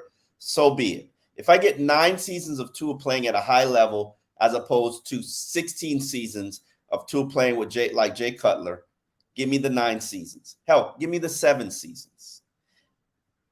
This is just part of who he is. And you drafted him with that knowledge and understanding. I get what you're saying. You want him to adapt and change his style and get rid of the ball. Well, if he doesn't, Omar, he's not going to make it for 2 more years. He's going to make it 2 more years. He's not going to make it 10. He won't make it 2 more years at this rate. If you're going to take those hits that bust your hip up, that you get concussion. Happen. The hit against Buffalo, the hit against Cincinnati, that's a toughie. You keep mixing up regular hits to hits that were unnecessary. I mean, his head rocked back against Buffalo, and he got up and walked. You can't, but dude, you're not going to avoid that one. No, you can't avoid the hip one. You can't avoid the ankles. You can't avoid the Cincinnati one. You can't hold on to the ball for 5 seconds. You cannot play Ryan Tannehill football, dude. You can't. It's not like he is running and scrambling and evading pressure like Lamar Jackson. And that's the same thing. Doesn't have that skill set. He has more of it than he's shown, but he's not doing it. He's not playing that style. He's like Montana. Yeah, he can move around a little bit, but you don't want him scrambling, bro. That's not who he is. Montana never had the skill set of Steve Young. At this point, Steve Young had a running back style as a quarterback. And by the way, he's the guy opposite of Tua, but the same mindset, by the way. And he learned that he had to stay in the pocket more and stop running, because Steve Young also had that fearlessness in him that he would run, take on hitters and blockers and all that. And then eventually, concussion after concussion, it was like Walsh told him, dude, you got to stop this shit. Was it concussions for him? Yeah. Oh, yeah. No, his concussions got worse and worse, Omar. As his career went on, it was very much like Eric Lindros, who you probably don't know, but he played hockey. And as he got a concussion, it got worse and worse because the amount of time that you were out every time you suffered a concussion was longer and longer and longer. And then obviously until Lawrence Phillips ended, Steve Young's career. I don't know if you know that, but it was Lawrence Phillips that ended Steve Young's career because Lawrence was out of football, went to NFL Europe, and for the Barcelona Dragons had a 1,000-yard season. And that was actually a good team. Brian Finneran was on that team. There were a couple of players, and a couple of those players went to the NFL. Phillips kind of resurrected his career. San Francisco had a running back that had this, he had an ankle injury all the time. And so the guy was out again. They signed Phillips. Phillips misses a block. Boom. Concussion for Steve Young, the last concussion of his career, and he retired. The signing of Lawrence Phillips ended Steve Young's career because it's going to happen. Chase Edmonds is going to miss his block. Raheem Mostert's going to miss his block. You can't avoid those, but you can avoid the ones that you're holding the ball for. You never know which one it's going to be, and it's going to happen. He's going to have a shorter career than he probably should. Maybe he can adapt his style, but I don't want him to change who he is as a quarterback. You can have the best of both worlds, my brother.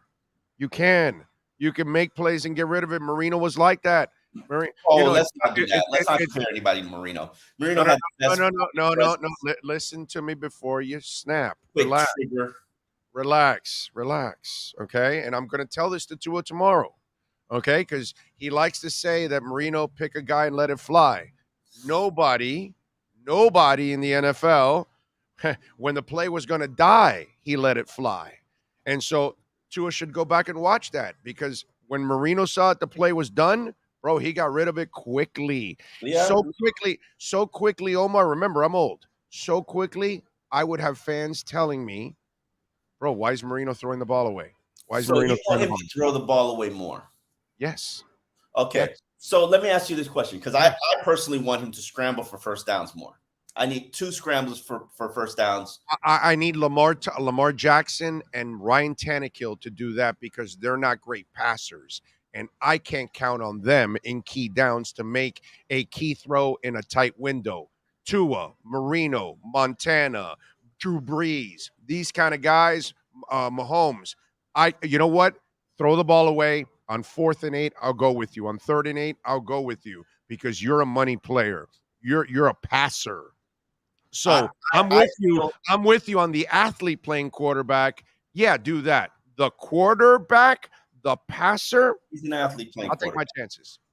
He's an athlete playing quarterback, and I think there's more. There needs to be more movement plays. I think there needs to be more rollouts. I think that there needs to be more scrambling on his part and sliding, obviously. And I do agree with you. I would like to see him throw the ball away. But if you move him out the pocket, that gives him the opportunity and the avenue to actually throw the ball away. And so I'm not disagreeing with you from that standpoint. Yeah, I would like to see him throw the ball away a little bit more, but 2 times a game. But I think there are other priorities for me. I want to see Tua who he is at his greatest. And unfortunately, and I know people will grin and bear this when I say it, but Tua at his greatest is holding on to that ball for an extra second, giving his receiver time. That's who he is at his greatest. Because he's playing hero ball. I get that, and that's when he does. And that's when Ben Roethlisberger was at his greatest, also. And there are just some of those guys that can. Mahomes will do that also. By the way, he will hang on to, but he has athleticism to buy himself a little more time. Kyler Murray, who by the way, you have to reverse what you said. Kyler Murray and Tua, although Kyler's at another level, but these are quarterbacks who have athleticism. So, yeah, Tua has a little athleticism. Kyler Murray has super athleticism, but he's a real quarterback. You know what I mean? He's a passer. That's the difference. Like Russell Wilson is a passer with athleticism. You know what I'm saying? When I look at Lamar and I look at Tannehill, these are athletes still trying to play the quarterback position. Okay, for me. You know what I'm saying? That's the way that's how I define it. That's the way I define how Tannehill's doing lately. I'm sure he's doing just fine. Yeah. By the way, because I find this kind of silly because it started on Sunday. People were telling me, well, Mike McDaniel's honeymoon is over. I'm like, what the hell are you talking about, bro? Like, Skyler looks well prepared. Teddy wasn't that good, and he threw for 300 yards. This team in the last 3 weeks, they lost, but they've been in these games. Like, with all these injuries and everything, I think they've done a hell of a job in these 3 weeks. I get it. It sucks to lose, but, bro, you went into fourth quarters with a chance to freaking be in that game and maybe even win it with a whole bunch of backups at tackle, corners, and at quarterback. I've been impressed with the coaching staff. Maybe not special teams, Omar, but Boyer and McDaniel's offensive staff, I'm good with them. How about you? Not good with Boyer. I think he can do a better job. Special teams is trash. Yeah, no, it's bad. It's bad. And McDaniel, I haven't seen enough play action, and I have not seen a run game. Well, there's no run game, so no play action, bro. I'm sorry, that was the one thing. Listen, and you know me, you know how I am. You know I'm a stubborn bastard. If you tell me your number one priority is to run the football effectively, and then you come here and you have one of the worst rushing attacks in the NFL, just like every other coach you inherited, despite the changes to the offensive line, despite the changes to the personnel, I'm sorry. That's not acceptable. Yeah, but you're on second and third team tackles, and Liam Eichenberg must have pictures of somebody because he's not good. Boy, he's not good. He's terrible. So I want to know, how bad is Michael Dieter and Robert Jones? Because see, here's the thing. Yeah. I got into this with Poop yesterday. This is not your MO. No. Your MO is, Iggy, you're not good enough. Okay, Trill's jumping you, Cater's jumping you. Chase, you're screwing up. Oh no, let's go, Gaskin. What's it called? Gesicki, you're not okay. Let's start playing Smythe more. Let's get Tanner Connor in there. We don't know his MO. We don't have a big. No, his MO so far has been he'll play other people except at that one spot. That's one spot that you're struggling. and he doesn't put somebody else in there. He might put the struggles on something or somebody else. This could also be a issue where, just like Austin Jackson, where we put the resources into this guy. Because remember, Liam Eichenberg is 2 draft picks. The one that they used and the one that they traded away. Yeah, but if you're doing a decision on politics. Oh, they always do decisions on politics. No, they don't. No, they don't. Because the other decisions aren't politics. You're paying Chase, and yet you went to Gaskin. No, that's not true. I mean, for one game, and for one game. No, you drafted Igbenogany, and you're getting street guys and Trill and Cater and all these guys. Igbenogany is going to lead you to get destroyed. So yes, I hear what you're saying. But what I'm saying is, in all the other positions, Gesicki, you paid him all that money, and you're still trying to get Tanner Connor in the mix and all that. Come on. I hear what you're saying, and I'm all for it. Michael Dieter, show me what he can do at left guard. What's the harm? Or Jones, or you, or Sean, anybody, bro. I'm curious what happens with Greg Little when Austin Jackson comes back, because I would try Greg Little at left guard. Somebody, bro. He's athletic enough to make it work. I mean, yeah, but let's start. And there's no explanation for it, Omar. That's my point. There's zero explanation for why Liam Eichenberg is still starting, dude. I wanted to say this. I hear a lot of Teddy Bridgewater criticism, talk. I saw in that game there were at least, and I'm being conservative here, 7 plays he's scrambling out of pressure to try to make something happen. Yeah. If you're and you know me, you know what I believe in. If your offensive line is trash, your quarterback and your run game won't have any chance of succeeding. I know, and yet they almost passed for 400 yards. This offensive line is bad. I'm not going to say that. Well, you're on backup tackles. I mean, you're and you refuse to your left guard. Chargers on backup tackles too. Yeah, but and you're on backup tackles too. At least, you know what? The tackles, they have no choice to play those guys. But at least in guard, you have a choice to make a decision, and you fail. And I like what Connor's done overall. I love what Hunt's done overall. The penalties last week. Well, okay, yeah, but I'm not going to nitpick for a guy that overall has done a really good job and has graded out to be one of the better guards in the league, dude. I mean, Hunt's had a good year overall. He's one of the bright spots of that because hell, he plays every week and he plays solid. That's a good job, man. I can and should expect. You should expect more. Hunt should be a cornerstone piece. And those penalties last week, I'm sorry, that's not good enough. I think he's working to that. I think he's working into becoming that kind of. Look, you know what it reminds me a lot of, because he's a young guy and he's still in the first couple years here. Reminds me of Wilkins. People weren't satisfied with Christian Wilkins first couple years, and then now in the last couple of years, third year he's turned the corner. And he's really blossomed. For Robert Hunt, like Robert Hunt, the play should be a lot higher than what it is. Robert Hunt, this is the first year he's actually getting real coaching. Wow, first year. Connor Williams, I will say this, except for the erratic snaps, which sometimes you got to jump high, sometimes you got to go low. But they're not that bad. It's not like they're going over the head or rollers or anything like that. It's a little highs once in a while. It's that it really hasn't been that big of an issue. But I was giving him a compliment. I was saying that's the type of play and performance that I'm expecting from the offensive line across the board. And until they get there, you're still and I've always said this, and I'm sure I've said this to you. I didn't think that this team would offensively hit their stride until about midseason. Now, clearly, the quarterback issues and injuries tackles. Yeah, you got to get them healthy, bro. Yeah.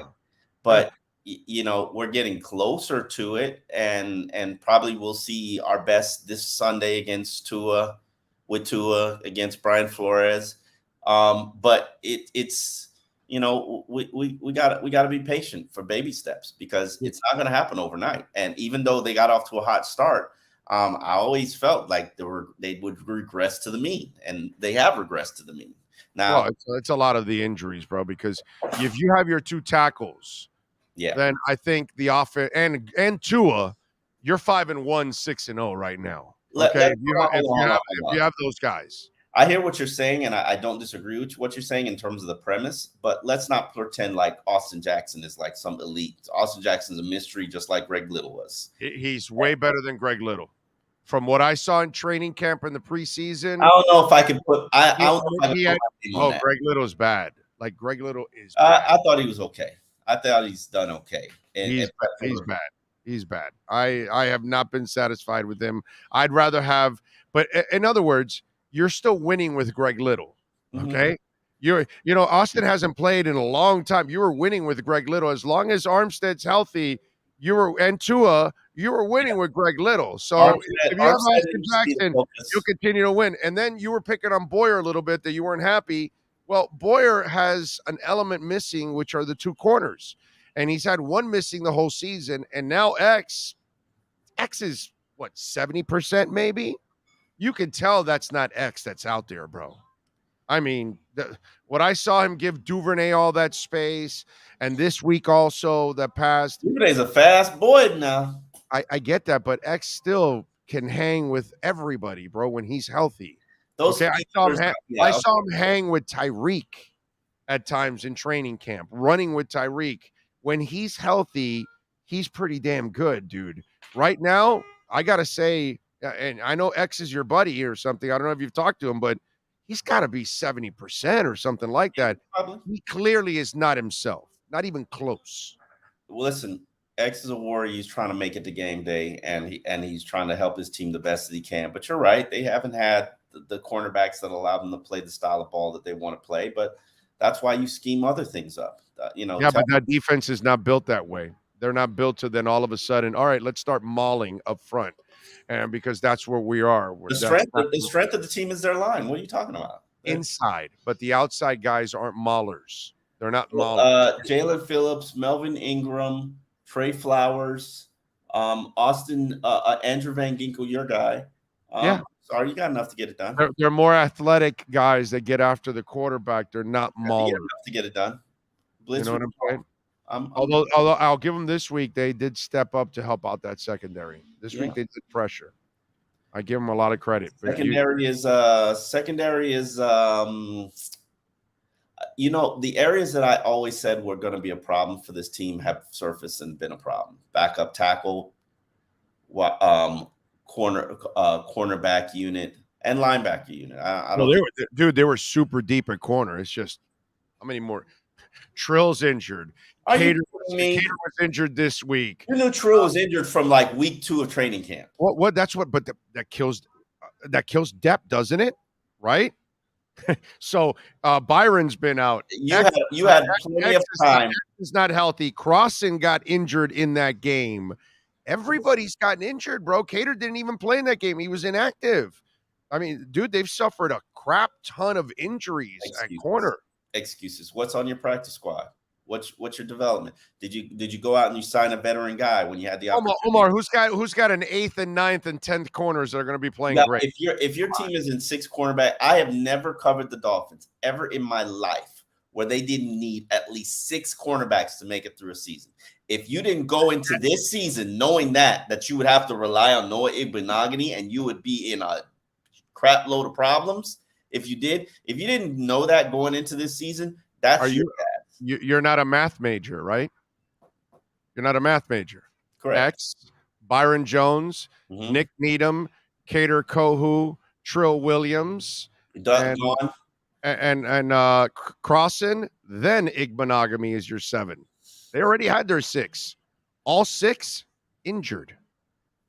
You're not a math major. You just gave me 6. I gave you 6. They're all injured. What do you want, bro? Hold on. What did you do? You knew Byron Jones. Whether we still don't know what the mystery injury is. Whether it's whatever. No, it was the Achilles that he had. I heard it was an Achilles. No. I didn't hear it was Achilles like 2 weeks ago. If it was an Achilles, you should have got a solution, not a temporary solution. You should have been, and it wasn't Crossan. That wasn't your solution, and it wasn't Cater. That's your 6th corner, bro. Bro, if you knew that Byron Jones had an Achilles injury, that's at least half the year. Like, and they're pretending like he's going to. Oh, no, wait a minute. Wait, hold on a second, bro. You didn't even sleep at a Holiday Inn. It might just be some kind of a minor tear. Maybe it wasn't a complete tear or anything. Maybe it was something that didn't need a whole year. I knew when he wasn't on the field during training camp doing rehab work, and there was this mystery about where is Byron Jones after he was on the field for OTAs. I was like, this is not adding up. Something is not right here. And then lo and behold, 2 weeks ago, it comes out it's an Achilles injury. I was like, if it was an Achilles injury, you should have addressed that the week before training camp, whenever you found out it was an Achilles injury. Because I was complaining about the cornerback unit from like day one of training camp, and it never let up. Yeah. And that's with Trill Williams, who I would be comfortable seeing and developing. But Noah, Actually, Noah actually had a good week this week. Well, he didn't get embarrassed too much. He made more positive plays than negative plays this week for Noah. So that was actually a positive. But Noah's like your seventh corner, bro. It's like it's not even in your top six. And all six of your top corners were injured. I mean, I can't hold it against you when you have absolutely horrible luck. And that's what they've had so far. They've had horrible luck all over the place with all kinds of injuries. Is that what we're excusing it on? No, that's not. Those are facts, aren't they? Don't they have a shit ton of injuries? Yeah, so does every other team. No, they don't. Oh, you don't? The Patriots don't have injuries? No, they're not missing their two starting tackles, their starting quarterback, and their starting corners. Jets don't have injuries. The Jets don't have injuries. They didn't begin the season without their quarterback and their left tackle and right tackle. Hold on a second. Zach Wilson to Tua Tagovailoa. You're seriously making that comparison? Zach Wilson is balling right now. Let's. Balling what, like 110 yards and no touchdowns this week? Is that what you're call balling? You obviously are really not following it. You just saw Jets win, but you really don't know what actually happened. Are the Jets one of the hottest teams in the NFL right now? Yes or no? And the only thing that's hot with Zach Wilson is whatever MILF he's hitting on off the field. Not his play, dude. Listen, not his play. The MILF is hot, not his play. Listen, the Jets waxed Miami, went up and beat Green Bay. Say whatever you want to say about Green Bay. And now don't they have the identical record as the Dolphins? Yes, I think so. Okay. Yeah. Would you like to make $1,000 bet that Miami ends up with a better record than the Jets? Since you're talking so much tough shit now. No. Exactly. I don't know who's going to end up as a starting quarterback for the Dolphins. Deep down inside, you know that would be a dumb bet. Down inside, you know that this comparison of Miami and the Jets, there is no comparison. Miami's talent is better, way better than the Jets. The quarterback is way better than the Jets. Come on. Omar, the only reason they're 3-3 is because they're injured badly. Okay. Yes. I'll accept that. Sure. No, those are the facts. These aren't excuses. These are facts. Everybody's got injuries. And you talk up the Jets, and it's like, bro. Isn't it part of the NFL to overcome your injuries and to only be as good as your weakest link? That's the whole league. Nobody overcomes their starting quarterback, starting tackles, and starting corners. Pittsburgh's not struggling with some injuries on their offensive line. They don't have a quarterback. They still got injuries. I know, but they don't have a quarterback. Aren't they missing their the top pass rush? Their top. Yeah, they're missing TJ. Yes. Oh, okay. So let me ask you a question. Imagine missing your best player and how good your team turns out. Yeah, but there's a huge difference when you're missing a player, but you've had a culture in place for 15 years because you have the same coach, the same systems, all those kind of things. So you're better prepared than a coach that takes over in his first year, and now he's bombarded with a bunch of injuries. And by the way, he's done a hell of a job to be 3-3. You know what I'm saying? So I'm not sure what you're watching, but I'm watching. Clap it up for him. I want to see how he responds. I want to see what happens. I think he's responded beautifully. You give him talent, he can come back from 21 points in Baltimore on the road. I mean, by the way, I heard you say throughout the offseason, well, I'll measure them against Buffalo. Did they not beat Buffalo? Yeah. Okay. All right. So when the Dolphins are whole, they can beat Buffalo. So all this Jet talk is bullshit. Are the Bills whole? They were whole then. No, they weren't. They lost their top two safeties. Didn't play that game. Okay, they had their top two safeties out. Okay. A game where you give up. No, that was Ravens. Listen. Let's reevaluate and check this team at midpoint of the season, because there's still a lot. Teams are just adapting and adjusting to what their offense is. I know. But by the way, don't forget that Miami didn't have Byron Jones. Miami didn't have Austin Jackson, didn't have their right tackle also. So they were missing pieces going into that Buffalo game also that they need. Against Buffalo, against that receiving core. And by the way, you talk about that secondary. That secondary this week, all beat up and everything, shut down Justin Jefferson. That guy did nothing against the Dolphins with a whole bunch of backups there in the secondary. I thought they did a hell of a job. Serious ass stats. What are you talking about? No, he didn't. He didn't do anything. What do you got? 50 yards or something in that game? Justin Jefferson didn't do anything in that game. He didn't really have big numbers. Go look at it. I'll look it up. He had 6 receptions for 107 yards. Really? Did he have that many? Yes. Okay. Just look it up. According to you. Huh? Oh, that's right. Yeah, that's right. He had 32 yards into that big shot at the end. That's right. That's right. That's right. They got him at the end. Garbage stats at the end. Tannehill stats at the end. Oh, man.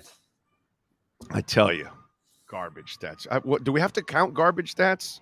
Yes, sir. Even count? All right, so what do you think about your boy this week, Flo? How disappointed have you talked to him? Is he looking forward to play? Did he put a bounty on Tua? Yes. I don't talk to Flo, but come on. Come on. We know you're best friends with Flo. Bro, you guys are hanging out, smoking the pipe. No, So I knew that Tua would be back for this game. I'm glad he's back. Flo will indeed put a bounty on him. Let's not play the political game. The Steelers are going to be headhunting. Make sure you're prepared for it. And hopefully this offensive line shows up in response. So who wins? I'm going to go with Miami because I believe in Tua. And I know you're going to say, oh, you can't be on the train. You can't do this. Oh, no, you're not on the train. You can act like you're on the train now.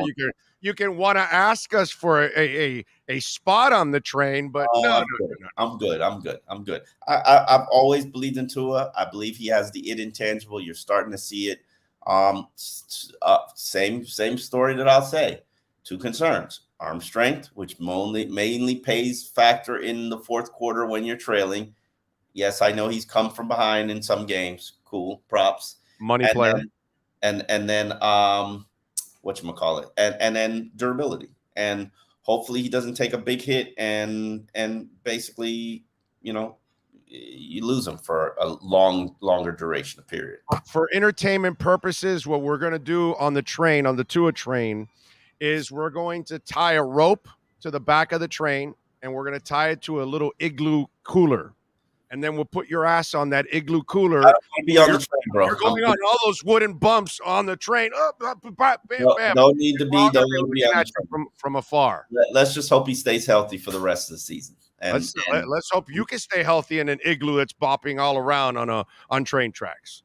Let's see if you can stay healthy in that, because that's the closest you're getting on the Tua train. And you do know we're going to the Super Bowl in Arizona this year, right? Yes. So, just in case. Okay. Will you be there in Arizona with us covering the Miami Dolphins in the Super Bowl? I'll be there in Arizona covering the Miami Dolphins. I doubt that. But anyway, see? This is why he's on the igloo and not on the train. Follow him on Twitter at Omar Kelly. And, of course, Essential Moving Experts. Call Sean Williams and the folks at 305-602-8369. We'll catch up next week, my brother. Appreciate you. All right. Talk to you later, my man. You got it. Omar Kelly, baby. There we go. You've been listening to the Essential Moving Experts Miami Dolphins Exchange with Omar Kelly. When you're looking for local, home, long moving services, or office relocation, call Essential Moving Experts at 305-602-8369. Flat rates and no surprise charges. EssentialMovingExperts.com. 305-602-8369. Miami Dolphins fans, follow Big O Radio Show on all platforms and keep up with your favorite NFL team. All right. By the way, we thank the great folks at Slomin's, 1-800-ALARM-ME. That's 1-800-ALARM-ME. We'll be talking about for our friends up north to stay a little warm. We'll help you out also with Slomin's. But we are giving away a free doorbell camera, the first 40 Big O listeners right now. 1-800-ALARM-ME, and you can have Alarmo in your home, protecting your home, protects his home too. That's right. Sean and myself, we both use Slomin's. They're in 14 different states. So call them, 1-800-ALARM-ME. It's not just in Florida, not just in New York. Plenty of other states, folks. Call them, 1-800-ALARM-ME, and you tell them that you're listening to Big O, that you want your free doorbell camera, and then, of course, you get the professional installation. You use our low-cost central station monitoring, and we're going to get you an LED touchscreen pad, a motion detector, 3 arm doors, and a backup battery. All you got to do right now, be one of the first 40 Big O listeners. 1-800-ALARM-ME to receive your free doorbell camera with the installation of your Slomin Shield. Keep your family safe. Go with the company that's been protecting Americans for over 100 years. Slomin's Home Shield. 1-800-ALARM-ME. All right. We thank Omar Kelly. Joe Shad will be joining us at 12:15, so we'll have a little fun with Joe. We got what? Chargers defeating the Broncos last night in a Boarfest, 19-16. The soccer game was done, the hockey game was done, so I was able to kind of focus more on and I was happy to focus on the game because it was nice to see that Justin Herbert is as mediocre as he's always been. Bruins, unfortunately, defeat our Panthers 5-3. So first loss for Florida. Forsling and Bennett each had a goal and an assist. Kachuk did have an assist in the game. So he's got a goal and an assist so far on the season. Wednesday, they take on the Flyers. 7:30 at... Is it the... They're back home. Yeah, but it's... What's the arena called now?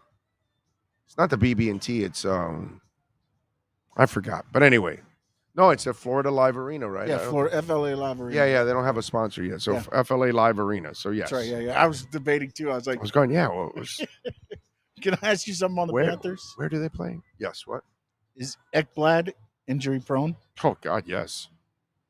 Yes. Right? He's now injury. He's the injury prone. What was the injury finally? Because it's just a lower body so far. I haven't seen anything. George specific. Richard, I've been trying to follow and find out, but nothing. And then also he's a sack of injuries. They've lost Montour to upper body injury too as well. So their defense. Yeah. They only had 6 guys. Now they only have 5. So I guess somebody's going to get elevated before the next. Ekblad is unfreaking reliable.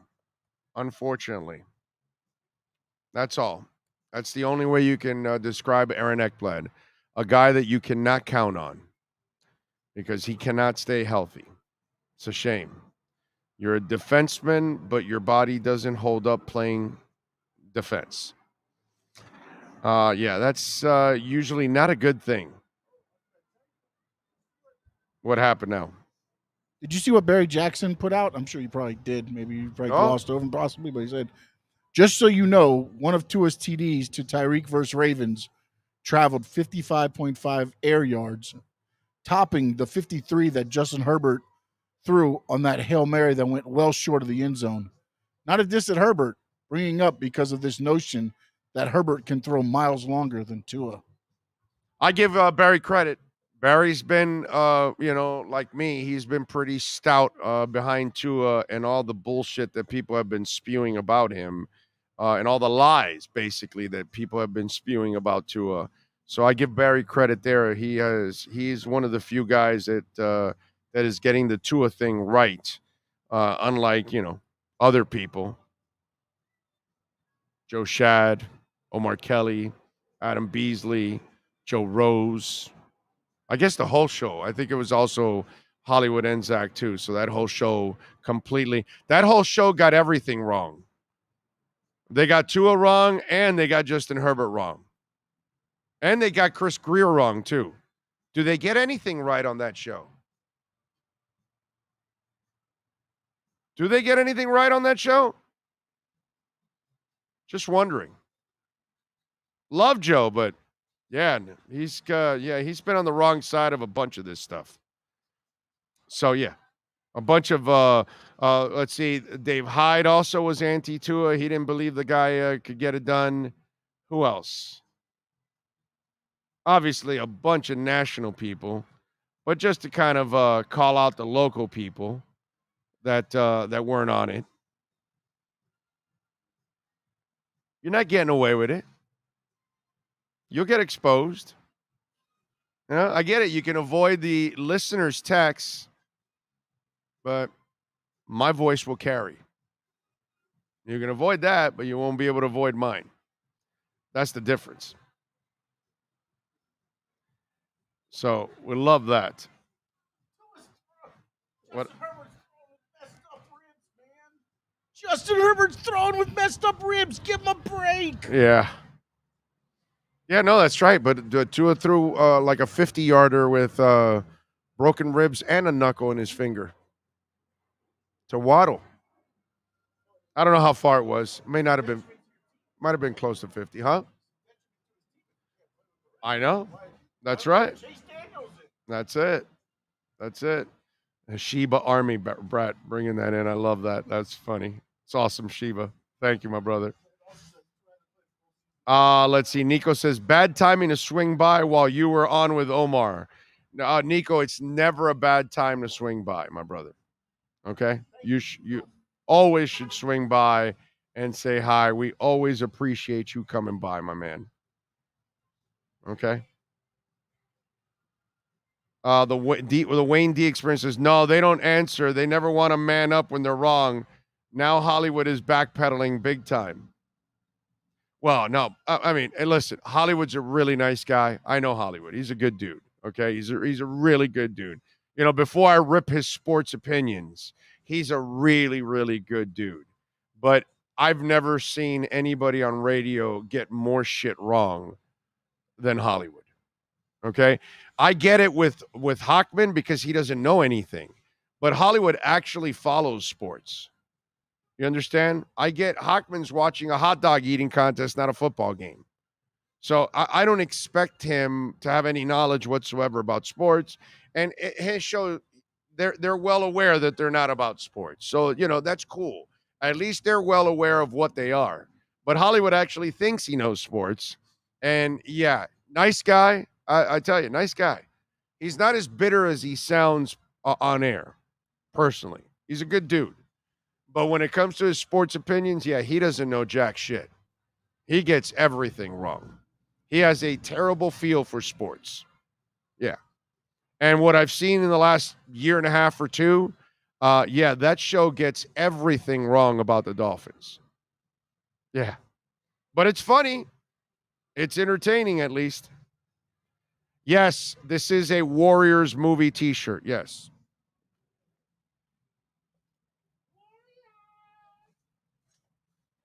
Bought it in Coney Island. I did buy it in Coney Island, by the way. This shirt.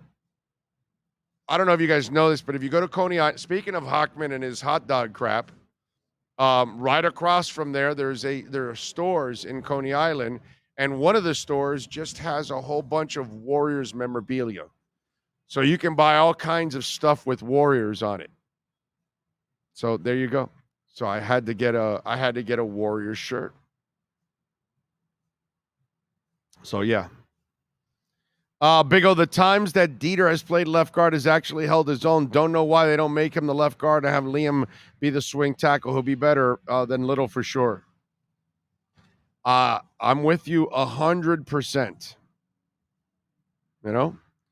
So Herbert has a noodle arm. No, Shelby. No. He has a noodle heart, not a noodle arm. Okay? He's got a gun. He's big. He's Superman. He's got locks that are beautiful. He can run like a deer, but he's got a noodle heart. And if you didn't watch it yesterday, that's a dude that plays scared. Okay? When he starts playing with balls, please tell me it'll be the first time I actually see him play with some balls. Tua was throwing with healing hip, busted throwing hand, and ribs as well. Everyone critiqued him. Exactly. Yeah, his first year, first year and a half probably wasn't even healthy overall. He was probably getting the healthiest he possibly could be at the end of last season. Now is when he's really, hip-wise, I'm sure 100%. Can I just tell 6193 ASNF? What is it? I can't hear you, man. I can't hear you, man or woman. 6193? Yeah, 6193. We can't hear you. No, we can't hear you at all. You might have scream a little louder. No. You're screaming louder there? Oh, wait a minute. No, don't hear you. Having trouble hearing you. I would have left Solomon Kinley at left guard. Why did we cut him? Well, I mean, is he playing anywhere? What happened to Solomon Kinley? Did anybody even pick him up? How about that? Somebody had to have picked him up, right? Herbert is looking like the QB I saw at Oregon. Carlos says, I found your show and stopped listening to them the next day. Oh.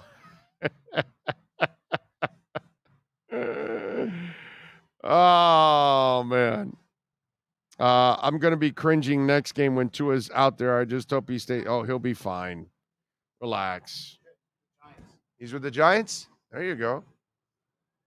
Good for him, man. He's a good guy. He looks like a good person. I hope he finds his way. We are awaiting Joe Shad. Make sure send him a reminder just in case to make sure, because he's usually on time. Joe doesn't really go by Cuban time, but it's now he's not supposed to be on until 12:15. So I wanted to. I don't think I can get into this because we've got Joe chiming in. Is he there yet? Okay. For Irving, Hollywood's the producer on Joe Rowe's show. Oh, okay. Because he was asking, did Crowder leave the Hoffman show? Not yet. No, not yet. Not yet. Not yet. He likes money, so he'll probably hang on to that job, and because he's just traveling around in different hotels, and he's just. You could tell it's a complete mail-in job. I mean, that show is just like, yeah, no, it is. That's the that's what the show is. That's why it works. I think it is a mail-in show. Yeah. Hey, let's repeat all these segments that we've done already. Let's repeat an interview, and then let's have 20-minute updates at the top of the hour, and there's the whole show. It's as lazy as it gets. Yeah, but they don't hide it. No, they don't hide it. No, definitely. They are loud and proud of their intro's of the laziness. Yeah. The intro's hilarious for me. Yeah. No, you're right about that. They're loud and proud about it.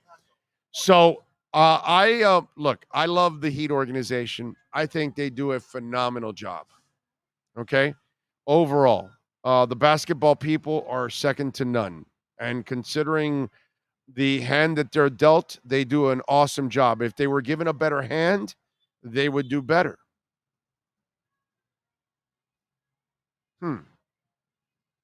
Okay. Sometimes for audio, some of these things don't nearly work as much as they do on video because you get to see the expressions that I'm talking about. Because some of you are going, don't they have everything? Oh. With the extensions to Jordan Poole and Andrew Wiggins being handed out, the Warriors are anticipating a $215 million wage bill for 12 players next year. And if Draymond opts into the final year of his contract, however, due that the Warriors are being in the luxury tax for so many years now, their tax amounts to more than their team's salary, a whopping $268 million, meaning the Warriors will be spending $483 million next season in salary and tax. So when I have these conversations with Ira, and Ira says to me, "Oh, and I know that you might be a little, you don't like hearing about the tax." Yeah, you goddamn right I don't like hearing about a tax from a billionaire. Yeah. No, I want to hear you complain about taxes. Me complain about taxes. He complain about taxes. Brett Gittleman for Canes were complaining. We're working stiffs. A billionaire? No. No. You're there. You're in the billionaire party. You're in the billionaire boys club. No, you're not allowed to cry poor. And yes, I'm allowed to spend your money. So you're competing against people that are willing to spend a lot more. You have great basketball people, but you're limiting your basketball people because you limit what you were willing to pay. So you weren't willing to go over the luxury tax for PJ. So you're only going to go over a luxury tax for a superstar. That's it. So outside of that, you're not willing to be better just to be better. Interesting. So you're not willing to pay PJ, but still develop all the young guys. Interesting. Okay. So these are things that, I'm sorry. I got to call things like I see it. Not about shock. It's about reality. And this is why sometimes, when I hear luxury tax and Mickey Arison, I have a problem with that. I have a problem with any owner crying poor, billionaire. Stephen Ross never cries poor. He keeps pouring billions into that stadium. Then he brings the F1 race, and then he saves the tennis tournament, and he builds a brand new practice facility. And yes, he's a businessman trying to make money, but he hasn't stopped pouring in, $750 million into that stadium to improve it since he bought it. Meanwhile, Mickey Arison gets the handout from the city to pay for his arena and upgrades. Not out of his pocket, out of ours. And yet he won't be willing to go over a tax. Stephen Ross would pay any tax if it would guarantee him a Super Bowl. Hell, he'll cheat to go win a Super Bowl. All right, let's go. Joe Shad is ready to go. Let's see if he's still tied up in all kinds of hijinks with our hijinks sportsgrill.com Miami Dolphins report.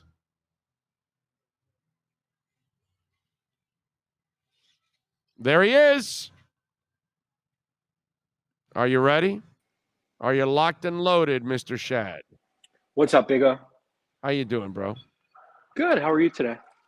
I'm doing fantastic. Can't complain. I'm out here at Caneswear, having a good old time. You right? Are you going to the game on Sunday? Yeah. I think I'm going to try to get a ride from Adam Beasley. We'll see if he picks me up. Wow. Yeah, I don't think you'll make it. All right, so you're not going to the game. All right. All right.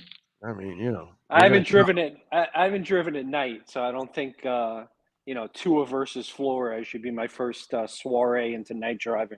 Yeah. No. I'm just. I don't know if you should be in a car with Beasley. Is really. I mean that in itself right there is a gamble. Do you have life insurance? Because you still have time. I think your wife could call New York Life and extend that policy, enlargen that policy a little bit, protect themselves a little bit. I mean, not that I'm wishing anything bad on you, but you're the one rolling with with Adam Beasley. I mean, what can I tell you? I just So I haven't been in Miami Gardens in 6 weeks, but I'm planning to go tomorrow. So are you going to be there or no? No, I'm working. I'm doing pre and post, so I will not. Oh, you mean tomorrow? Yes. Yes, of course I'll be there. I've got to ask Tua the question that needs to be asked. And it's nice to see that the coach yesterday addressed exactly what we've been talking about from the get-go, which is the real problem with Tua Tagovailoa and all his major injuries is that he holds on to the goddamn ball too long. So it was nice to see him talk about it. The question is, Joe, will Tua learn his damn lesson? Because damn, dude, I mean, that hip injury should have taught you something, and here we are again. Yeah, I mean, the internal clock is a skill. It's one that's not mentioned very often. Everyone always talks about arm strength, mobility, size, durability, decision making, accuracy, and all those things are important. But the internal clock is definitely important as well. I love that. I love how you phrased it, that it is a skill. It is a skill because you've got to know it's over. I need to let it go. I need to live for the next play, the next series, the next quarter, the next game. And you have to have that discipline to let it go and not hang on and keep waiting, because the only thing that happens when you keep waiting is a collision, and it's coming, and you want to avoid those. And it's funny because the great quarterbacks have that skill, that they know exactly. You know how it is that you see the guy throw the ball as the defensive end just broke free of the tackle, and he's about to bear down the quarterback, and the quarterback is not even looking at him. He's got his head looking in the other direction. The back of his head is aiming at that defensive end, and he's letting the ball go because he has sensed it already from the get-go. Not just to play counterpoint, I'm sure you're going to get into this because I know this is very exciting to you. Justin Herbert did not play well last night. No, Justin Herbert has not played well all year, but go ahead. There was one play that I thought of where he should have been sacked. It sure looked like he was about to be sacked, and yet he was able to, continue the play and get rid of the ball. And so you have Tua sitting at home, presumably watching last night's game, saying, "Okay, I'm better than Justin." Right? Justin, right. But I'm making the point about how guys like Justin Herbert and Josh Allen and Patrick Mahomes, they are able to extend plays. Yeah, and sure. Ryan Fitzpatrick noted earlier this season that is never going to be a strength for Tua. So he does need to be the guy that doesn't extend the plays, but instead makes a quick decision. No, that's completely wrong on your part. You can extend plays when they're there to be extended, because I can show you plays where he has extended it. What you have to do, Joe, is know the ones you can extend and the ones you can extend. When you have an open area, you extend it. But if you sense that the pocket is crumbling, you don't extend it. Now, to defend your point, it had nothing to do with extending. When you are a bigger body quarterback, Justin Herbert, Cam Newton, Ben Roethlisberger, Josh Allen, you're going to be able to take a little bit more punishment. So you're going to be able to extend a play or two because you're in the process of taking punishment while you're delivering, which is something that Joe Montana, Fran Tarkenton, Bob Greasy, Drew Brees, and Tua Tagovailoa will never be able to do. They're not the guys that can actually have people draping on them and they're trying to complete a pass. That's not who they are. But can they extend plays? Of course they can when they're available to extend. The idea is to decipher. It's what you said initially. It's the skill of knowing this play I can still keep alive. This play is dying. I must get out. That's everyone agrees. So like Darrell Bevell, and Frank Smith and Mike McDaniel and Nick Saban, of course, they all agree. They all agree that that's something that Tua needs to work on. By the way, you're done with Justin Herbert is great, right? Is that like done already? We're going to say it. That's not in your vocabulary anymore, right? He is not. He has had some bad moments this season, no question. No, he's not he's not a great quarterback. Say that with me. He's never proven to be a great quarterback. Say that with me. Well, great is an interesting. Yeah, of course he's not. We can't lump him in with Patrick Mahomes yet. Okay, of course. We'll allow you, if you want on this show, to say he's a great physical talent. If you want to say that, yeah, of course. I mean, Jamarcus Russell was a great physical talent. That's great. That's fantastic. Okay, I just want to make sure we're because I when you had him there lumped in with Mahomes and other guys, I was like, yeah. So I'm just wondering if after you've watched more of Herbert this year, which has been nothing to be special, if you really watch the games, he's really not a difference maker. You do know that, right? He rarely has clutch drives. You do know that, right? Do you watch the games? Like, he's really not a money player. He puts up stats, but he really doesn't come through in the clutch. So I know that you forever are going to try to make the argument that drafting Tua over Herbert was the correct decision, and then that's the reason why you talk about Justin Herbert so much, and that's okay. I've got the ammo now. I've got the ammo now. See, you thought I was crazy when you first brought it up. You really would. But now, whether you want to admit it or not, you're no longer thinking I'm that crazy anymore. Now you're going, oh, shit. Oh, might be just right. This guy is a better quarterback.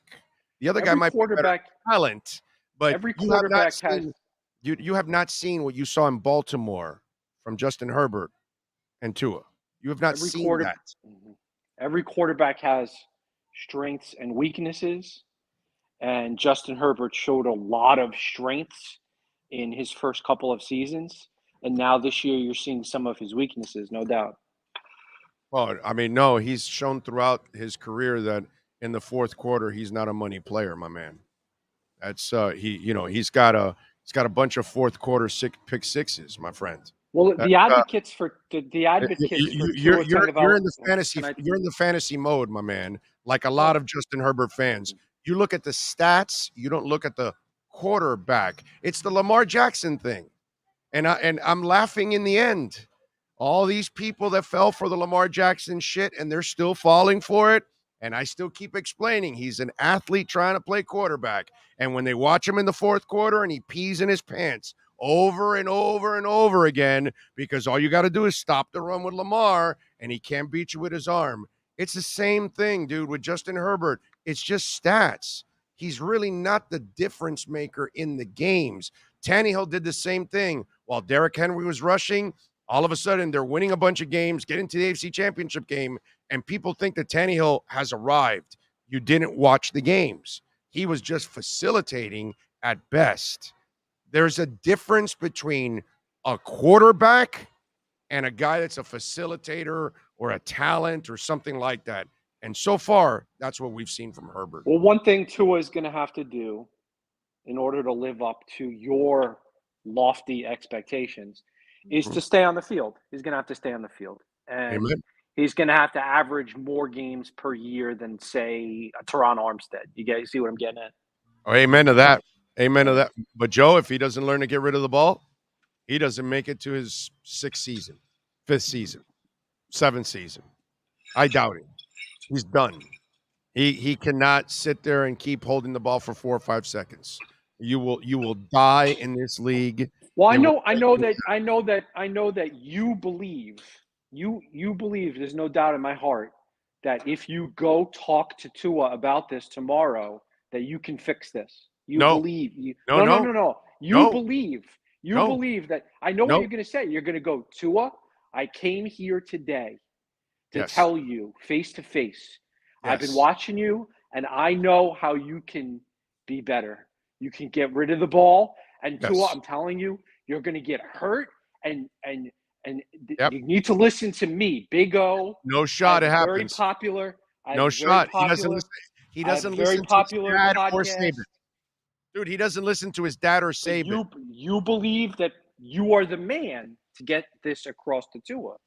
That's why you're going to Miami Gardens tomorrow. I'm the man that needs to ask him the question the way it needs to be asked, because some of you will probably dance around it.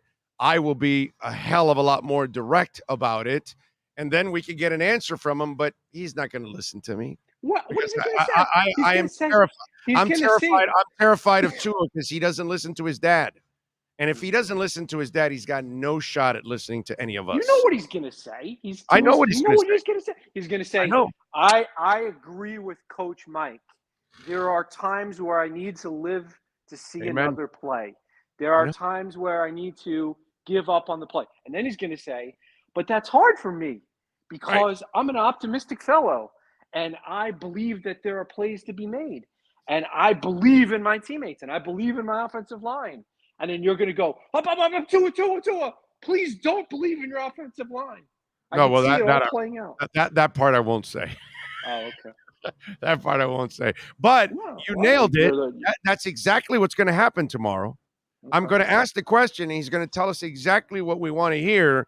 But it's really all about his actions, not about what he says. Because if Saban already told him this, his dad already told him this, and he's going to love his dad more than any of us ever.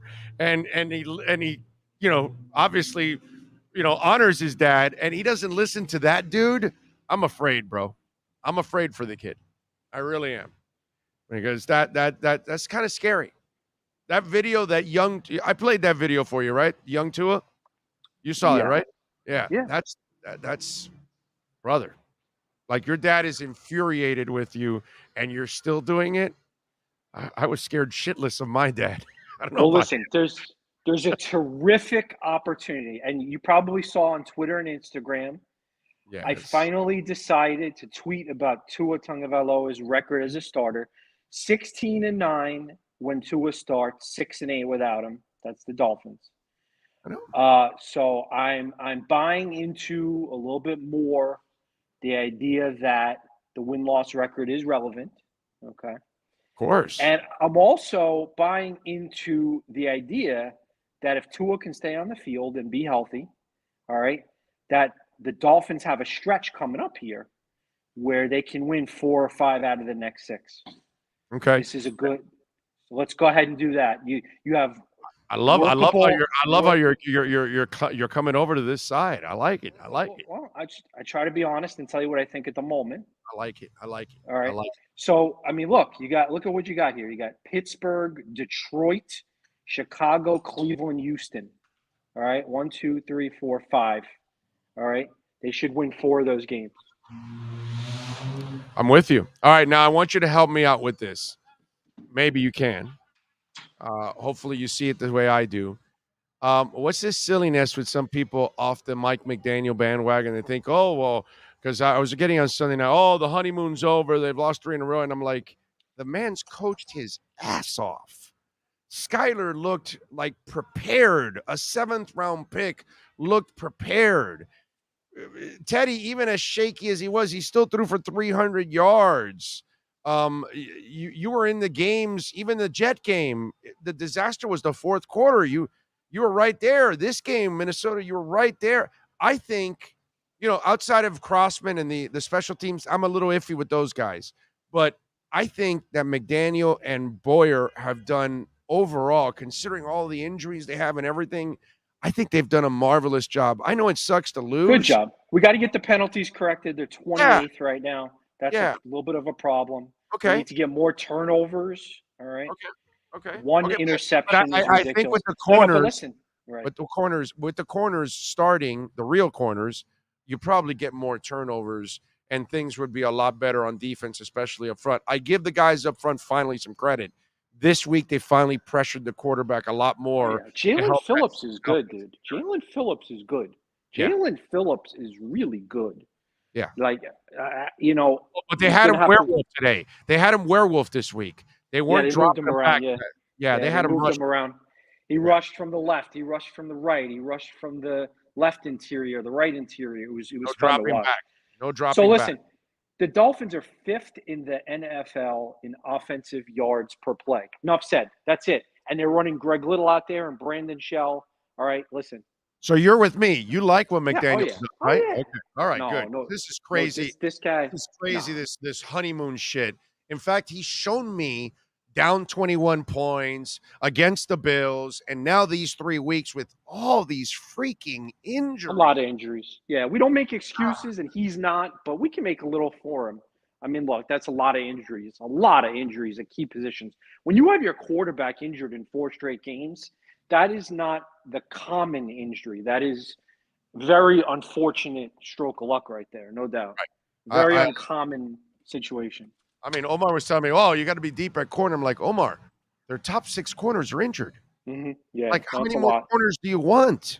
Mm-hmm. And Josh Boyer did a nice job. Think about this. X is playing, what, 70%? He's already missed a game. You know he's not himself. Byron Jones is out. Needham is done for the year. Trill Williams is done for the year. Kohu missed this Even week. Mackenzie Alexander. McKenzie, you signed for a day, but Crossan was one of your top guys. He was injured in this game. Iggy is like your 7th corner now. I mean, you know, can you have any worse luck in your secondary? And yet, Igbinoghene had the 2 pass breakups, so let's not kill him. Let's give him a little bit of credit for that. What I'm saying is I'm saying. he's your 7th corner at this point that he's playing. And he did, and you're right, he actually did better. He had more positive plays than negative plays. But what I'm saying is I have sympathy for these guys, bro. They have lost a shit ton of people. It's hard to replace that many people. You're asking your front office the impossible. Yeah, no, I need you to be 12 deep at corner. Huh? What? You know, come on. It's ridiculous. It's impressive what's gone on. So you're with me on that. Now, special teams. Joe, no, I'm not happy. All around. Not happy with the special teams.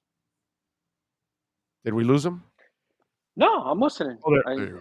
Okay, there I'm you listening. go. Yeah, I can't see your face. I can't see your face. Well, you talk a lot, so I got to listen a lot. That's true. You know how many comments I get on Twitter about you need to interrupt Big O more? Why do you let him interrupt you so much? You know that, right? I just want to make sure you know it. I know that. All right. I just want to make sure you know it. And what they don't understand is that that's the banter. That's what makes it. Okay, if they want the regular little pretty dressed up corporate talk show, they can go get that. This is going to be a discussion. This is going to be an argument. Thank you, sir. Talk to you when you get out, my man. Appreciate you. Anyway, so this is going to be, we're going to banter. We're going to go back. I'm going to challenge your ass on things. I want you to do the same thing with me. That's kind of the way it goes. So go ahead, have at it. No, I understand. The Dolphins, they have only a few punt returns for the entire season. A few punt returns and a few punt return yards. And, Javon Holland fumbled the first one. Tyreek Hill getting killed out there. It's really weird that, with Holland and Hill and Waddle, that the Dolphins have like fewer than 20 punt return yards all season. Really weird. And then Sanders, they got to get him straightened out. I don't know what the deal is with Sanders. It's tough. You see all these guys kicking 60-yarders like it's nothing. Yeah. And I don't know. I don't think it's not can't blame the holder this year. He was one of those guys, but I'm not ready to give up on him yet, Joe. I'm not ready. More of a 52, 50, but that's okay. As long as you can make, a lot of your 52-yarders, you're okay. He's not the 60-yard guy, but okay. We'll see. It's early. I am worried about that and the fake punt this week and all that. I just, I'm a little. That's the one. I'm good with Boyer. I'm great with McDaniel, but Crossan is it Crossan or Crossman? What is it? No, it's Crossan. Yeah, Crossan. He worries me a little bit right now with that going on. All right. What do you think is going to happen this week with Flo and company? Well, it's going to be interesting to see if Flores has all the little tips and tricks to stop Tua, right? It's very interesting. Will Tua and Flo shake hands before or after the game? Great storyline. Very fascinating, very interesting. We know that Flores didn't think Tua was good enough, wanted badly to get rid of him. And now Tua's leading the NFL in quarterback rating and passer rating. So, Flo must be aware of that. So, I don't know. I'll give you one other player you won't see shaking hands with him, Mike Gesicki. Just so you'll know. Okay. Mike Gesicki will not be shaking hands with Flo. I can guarantee you that one also. Okay. I encouraged your fans to bet the over on Mike Gesicki receiving yards last game. It was something ridiculous, like 21. I tweeted that out. Like, that's right. I don't bet, but that was so easy with Skylar Thompson. Yeah, come on. Of course he's going to throw it at the tight end. Still a ballsy call on your part because they don't use him that much. So I like that call. That's a ballsy call, dude. That's a good one. I said he would have over 45, and he had over 50 with 2 touchdowns. So yeah. I'm happy. I like him, bro. I like him as a person. He has always been great about being a Dolphin, and he doesn't point fingers. He doesn't go after, he's been treated like crap here, and yet he doesn't complain. No, kudos. He has been a professional of all professionals. Him and Tua are two guys that have handled all kinds of adversity in a first-class fashion. Wouldn't you say that? Yeah, I mean, I don't think they're going to trade Gesicki. And, credit to Gesicki for not making us think about all that. He certainly could. Yeah, no, good stuff there. All right, what are you working on the post so folks can check you out, my friend? Well, tomorrow is a big day. I return to Miami Gardens, so look for all the content tomorrow on the Palm Beach Post website. And I've been posting a lot of nice things about Tua. I want you to look it up on Instagram on Shad Joe, SCHADJOE. I want to make sure your listeners see those too, because they get on me a little bit. Well, yeah. Well, you've been a hater for a while, so now we're supporting you. So it's all good. It's all good. Follow him on Twitter at Shad Joe, and you better subscribe to the Palm Beach Post because he and Hal do an excellent job of covering. Especially Hal. Yeah, both of you. We see you, bud. We love both. All right, be good, Joe. Much love. There you go, Joe Shad, baby. And our Hijinks, sportsgrill.com Miami Dolphins report. And let me tell you, the best looking bar in South Florida is Hijinks. Okay? I'm just telling you. Okay? When you got a bar that there's like 15 page sporadics working at it, it's, go to the Instagram page. That's all I got to say. Go to the Hijinks Sports Grill Instagram page in Boca. And, for you single guys, just saying. Yes, sir. You going to say something? All right. That's a wrap on our Hijinks Sports Grill Miami Dolphins report. Did you see what happened to Paige Spiranac? I'm sorry. No, what happened? She threw out the first pitch at a Cleveland Guardians game. She was there to, I guess, promote something and do autographs and everything. And people actually walked up to her and said, "You don't look like you look on your pictures."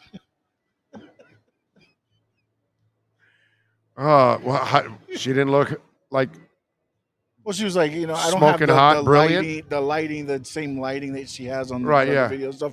But apparently, the people were body shaming her and everything else, like at the game.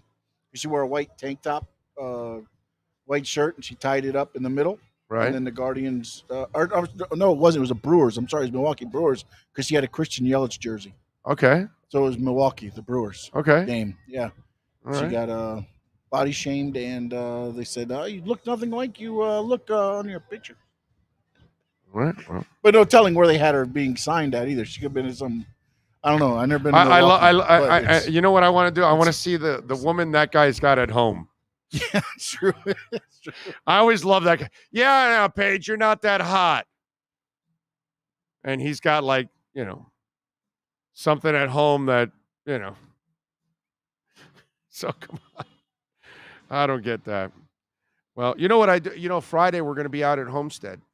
And we're going to be out with the folks at the KSDT CPA offices. They've got their race car there. And we're going to be hopefully interviewing a driver or two while we're out there. And KSDT is a proud sponsor of ours. And we have a segment that when sports and business collide, we like to do something called the KSDT Sports Business. And this is the KSDT Sean Stanley Sports Business Report.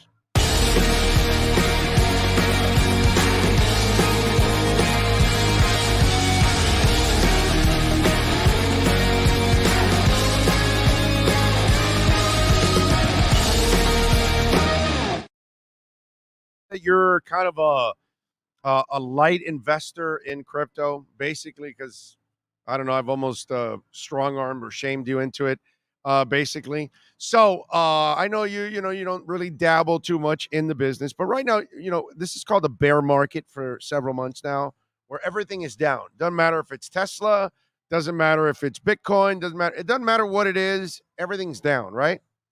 So in a bear market, there aren't a lot of things going up. There's one investment that I have going on right now in crypto, Injective Protocol. And I got in like at $1.48, $1.51, $1.52. It's like at $2.20 right now. So it's gone up like 50% in the last, couple months. So in a bear market, that's one of the things that's going up. Do you know what's the other thing that is defying the odds in crypto and in stocks? Do you have any idea, Sean? WWE. The company's stock is up more than 50% in 2022, hitting a 52-week high Monday, trading at levels it hasn't seen since the summer of 2019. The S&P 500, by comparison, is down more than 20% this year because everything is down. The stock's strong performance this year occurred when WWE's live wrestling events business came roaring back after months of COVID restrictions, and the company increasingly became the subject of sales talks. The stock continued to do well after longtime leader and shareholder Vince McMahon retired from the company in the summer over a scandal. Shares of WWE were effectively flat on Monday, hitting $76.90. The company's market capitalization more than $5.6 billion. Industry insiders believe WWE could be an acquisition target. A deal could come before the company's next U.S. TV rights renewal, likely to be announced in mid-2023. WWE's current U.S. streaming deal with NBC Universal Peacock expires in 2026. Analyst John Healy of North Coast Research, who covers WWE, sees the stock's success as a confluence of successful ratings, upcoming media deal opportunities, and the speculation about a possible acquisition. The speculation has been going on for a long time, and I think it will be around this company given the unique assets that it is and the ownership structure. He also noted WWE is relatively insulated from consumer trends, saying that 2/3 of the revenue is coming from locked-in relationships with media companies. Given a highly saturated media market, Healy believes high bidding for the rights to Raw and SmackDown, which are set to be renegotiated in the coming year. So, how about that, dude? WWE going against the entire market. And any of you out there that bought WWE stocks, when it was down, and now you're making a boatload of money in a bear market, that is strong, dude. It's funny too that everybody wondered, like, for years, like, how this company would be without Vince McMahon, and it's almost been a breath of fresh air that he's gone. Right. Yeah. And it's weird. I'm going to speak out of complete ignorance out of all of this. I'm going to say the old wrestling fan grew up with Vince McMahon. I'm going to say the young wrestling fan doesn't really give a shit about Vince McMahon. So now that he's gone, it may not affect as much as you, because you saw Vince McMahon from the early days on kind of grow into that monster. So it kind of became a fabric of what you do. But for younger people and the cards that are on there now, it doesn't seem like, I don't watch it as much, but it doesn't seem like he's as big a part of the event itself like he used to be. So to the younger generation that's carrying wrestling from here on out, those people probably they're not going to miss him. So, or sponsors or anything like that. He threw himself in when it became the Attitude Era, and he did the Mr. McMahon character. But his whole thing was always wrestling, because again, the old school wrestling mentality was larger than life.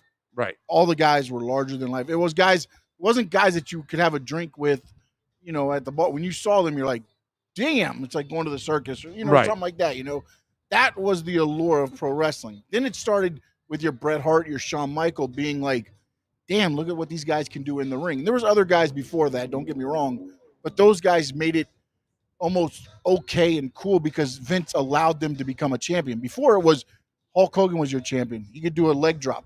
The Ultimate Warrior was your champion. Didn't do anything. He ran to the ring, he shook the ropes, he power slammed, and he went home.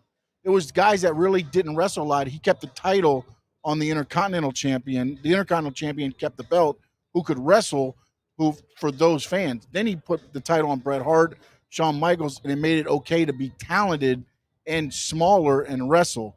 And then it snowballed from there. The problem is I don't think Vince ever got out of that mindset of I need the big guy because unfortunately, and again, I think it's what you were saying about everybody that grew up on WWE, grew up on Vince McMahon being the larger-than-life character was ratings didn't spike unless they brought Brock Lesnar in, a Goldberg back, the larger-than-life guy. Right. When they came back, the ratings went up, the legends, things like that, because, again, that's what they grew up on. That's what they've been fed so much that, he didn't change with the times. Your Adam Coles, your younger guys. I know this is all foreign language to you, but the younger guys that change that was what AEW was supposed to be, but it's kind of gone a different way a little bit to me anyways.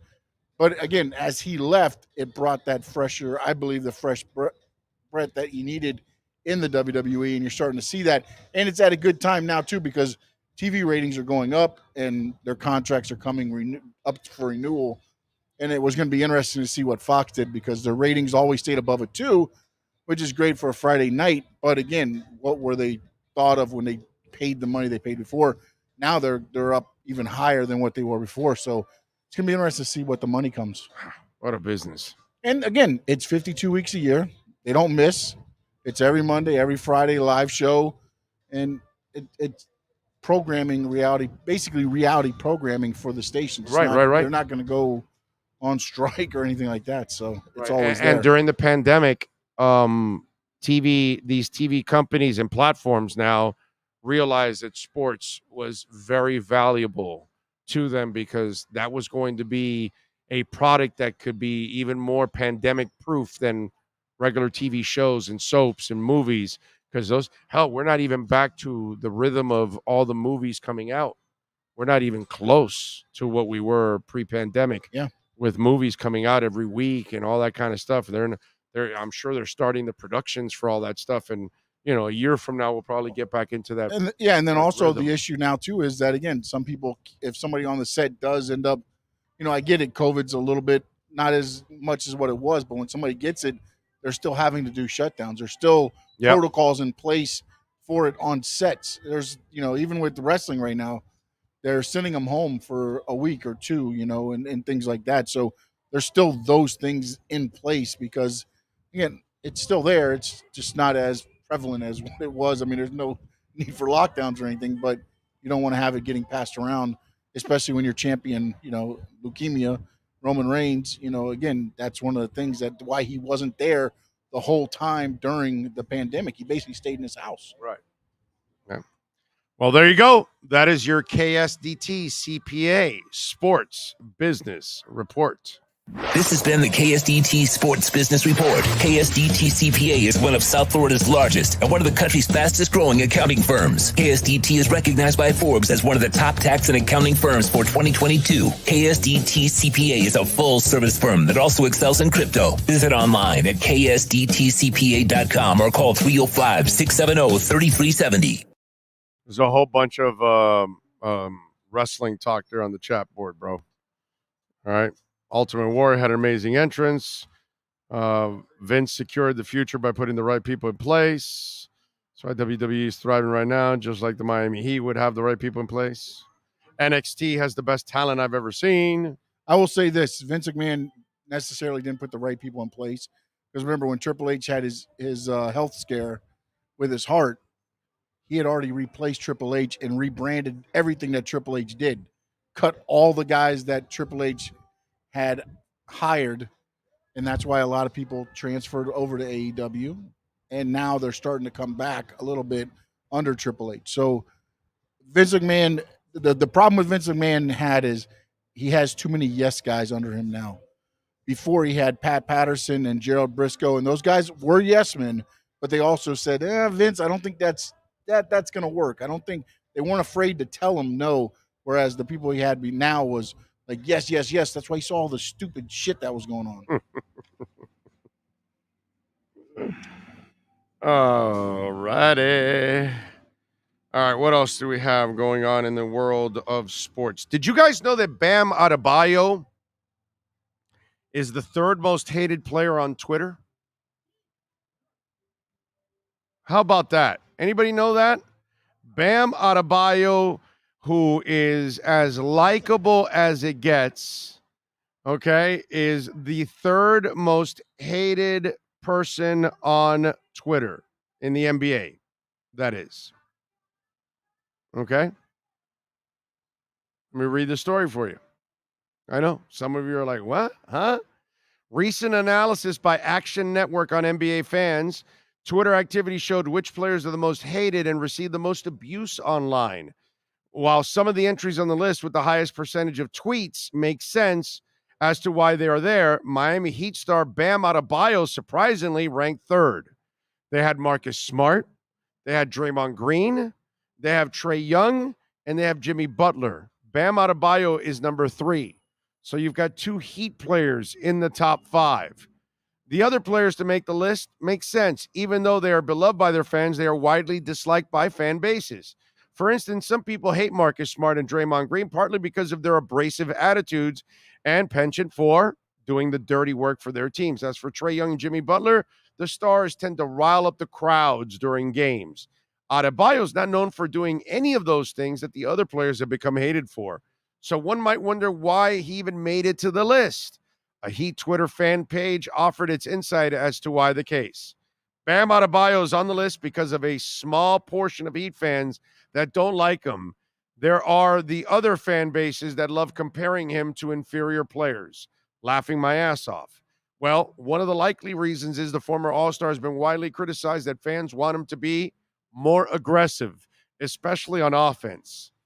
He's a Kentucky product that has all the tools to be one of the best offensive centers in the league. However, he is attempting just 9.2 field goals per game. And by the way, it is true that we all do want him to be more aggressive, but hate is a strong word. I get Draymond Green pissing people off and people hate him. Excuse me. He does dirty stuff. He hits people in the nuts. So, yeah, you know what I'm saying? I get that. Butler, maybe, I don't know, getting physical, getting mixed, getting tied up with opponents or something. Okay, I can see some of that. Trae Young likes to, entice the crowd a little bit and all that when he's in hoops and they're booing and he likes a back and forth. Bam is impossible to hate. Bam is a great guy. Now, do I want him to shoot more? Hell yeah, dude. So I call him a super role player. I don't call him a superstar. Call him a super role player. But hate? Nah. Maybe some frustrations because you think he can be better and you want him to be better and he's not. But hate is not the word for me that fits that category. I got to tell you. All right. It is time to wrap it up here on the show. We got to thank Omar Kelly and Joe Shad for joining us. Frankie, thank you for the love on the super chat. I see question for Sean. Who are the top 3 all-time wrestlers that wore a mask? Sean, say mil máscaras first. Let's see. Now, is it my favorite or like top all 3? Because Mil Máscaras, of course, is one of the greatest ever. You know, you even know who that is? Yes, Mexican wrestler, AAA. Yes. Wow. Okay. I thought that was just like a Latin thing because we had it on, channel 23 or 51 or whatever the hell it was on. Oh, he had so many masks. It was beautiful. Okay. All right. All it's right. a thing of beauty. Mil máscaras. Yes. Millions of masks. Just because no Espanol, I still know. Okay. All right. Man of million masks. I know all this stuff. Wow. Impressive. I thought I knew something about wrestling. You didn't.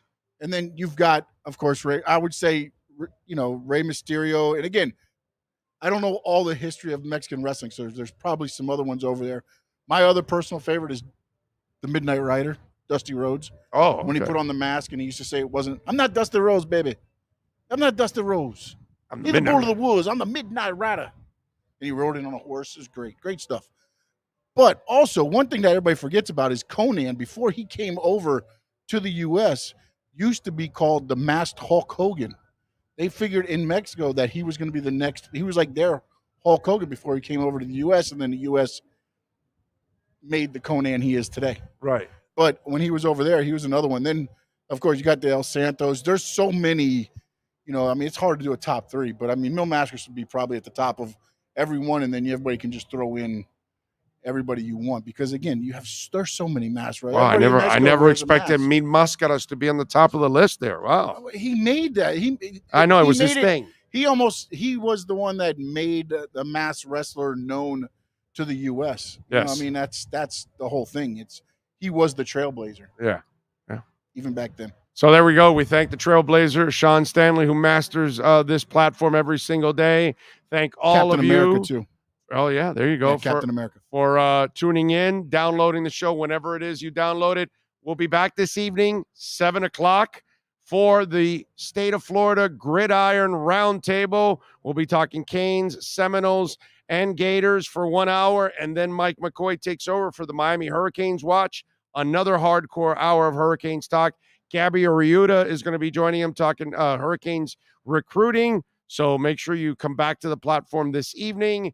We will see you tomorrow. Wednesday, we're in studio tomorrow, right? Studio tomorrow. Thursday, we'll be at Hialeah Park. Friday, we're at Homestead. Oh, I don't know. Yeah. Oh, yeah. You know what? Tomorrow, it depends on Dolphins. We may be on in the afternoon or in the morning. I don't know yet. We got to see. All right, we'll see. But stay tuned for Wednesday. We don't know what time we'll be on exactly, depending on what they're going to do at Dolphins camp, because we got to be there at Dolphins camp. We'll see you tomorrow. Y'all be good out there. Much love.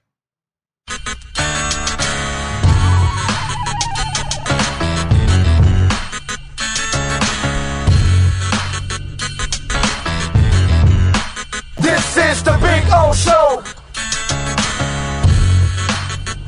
This is the Big O Show. This is the Big O Show.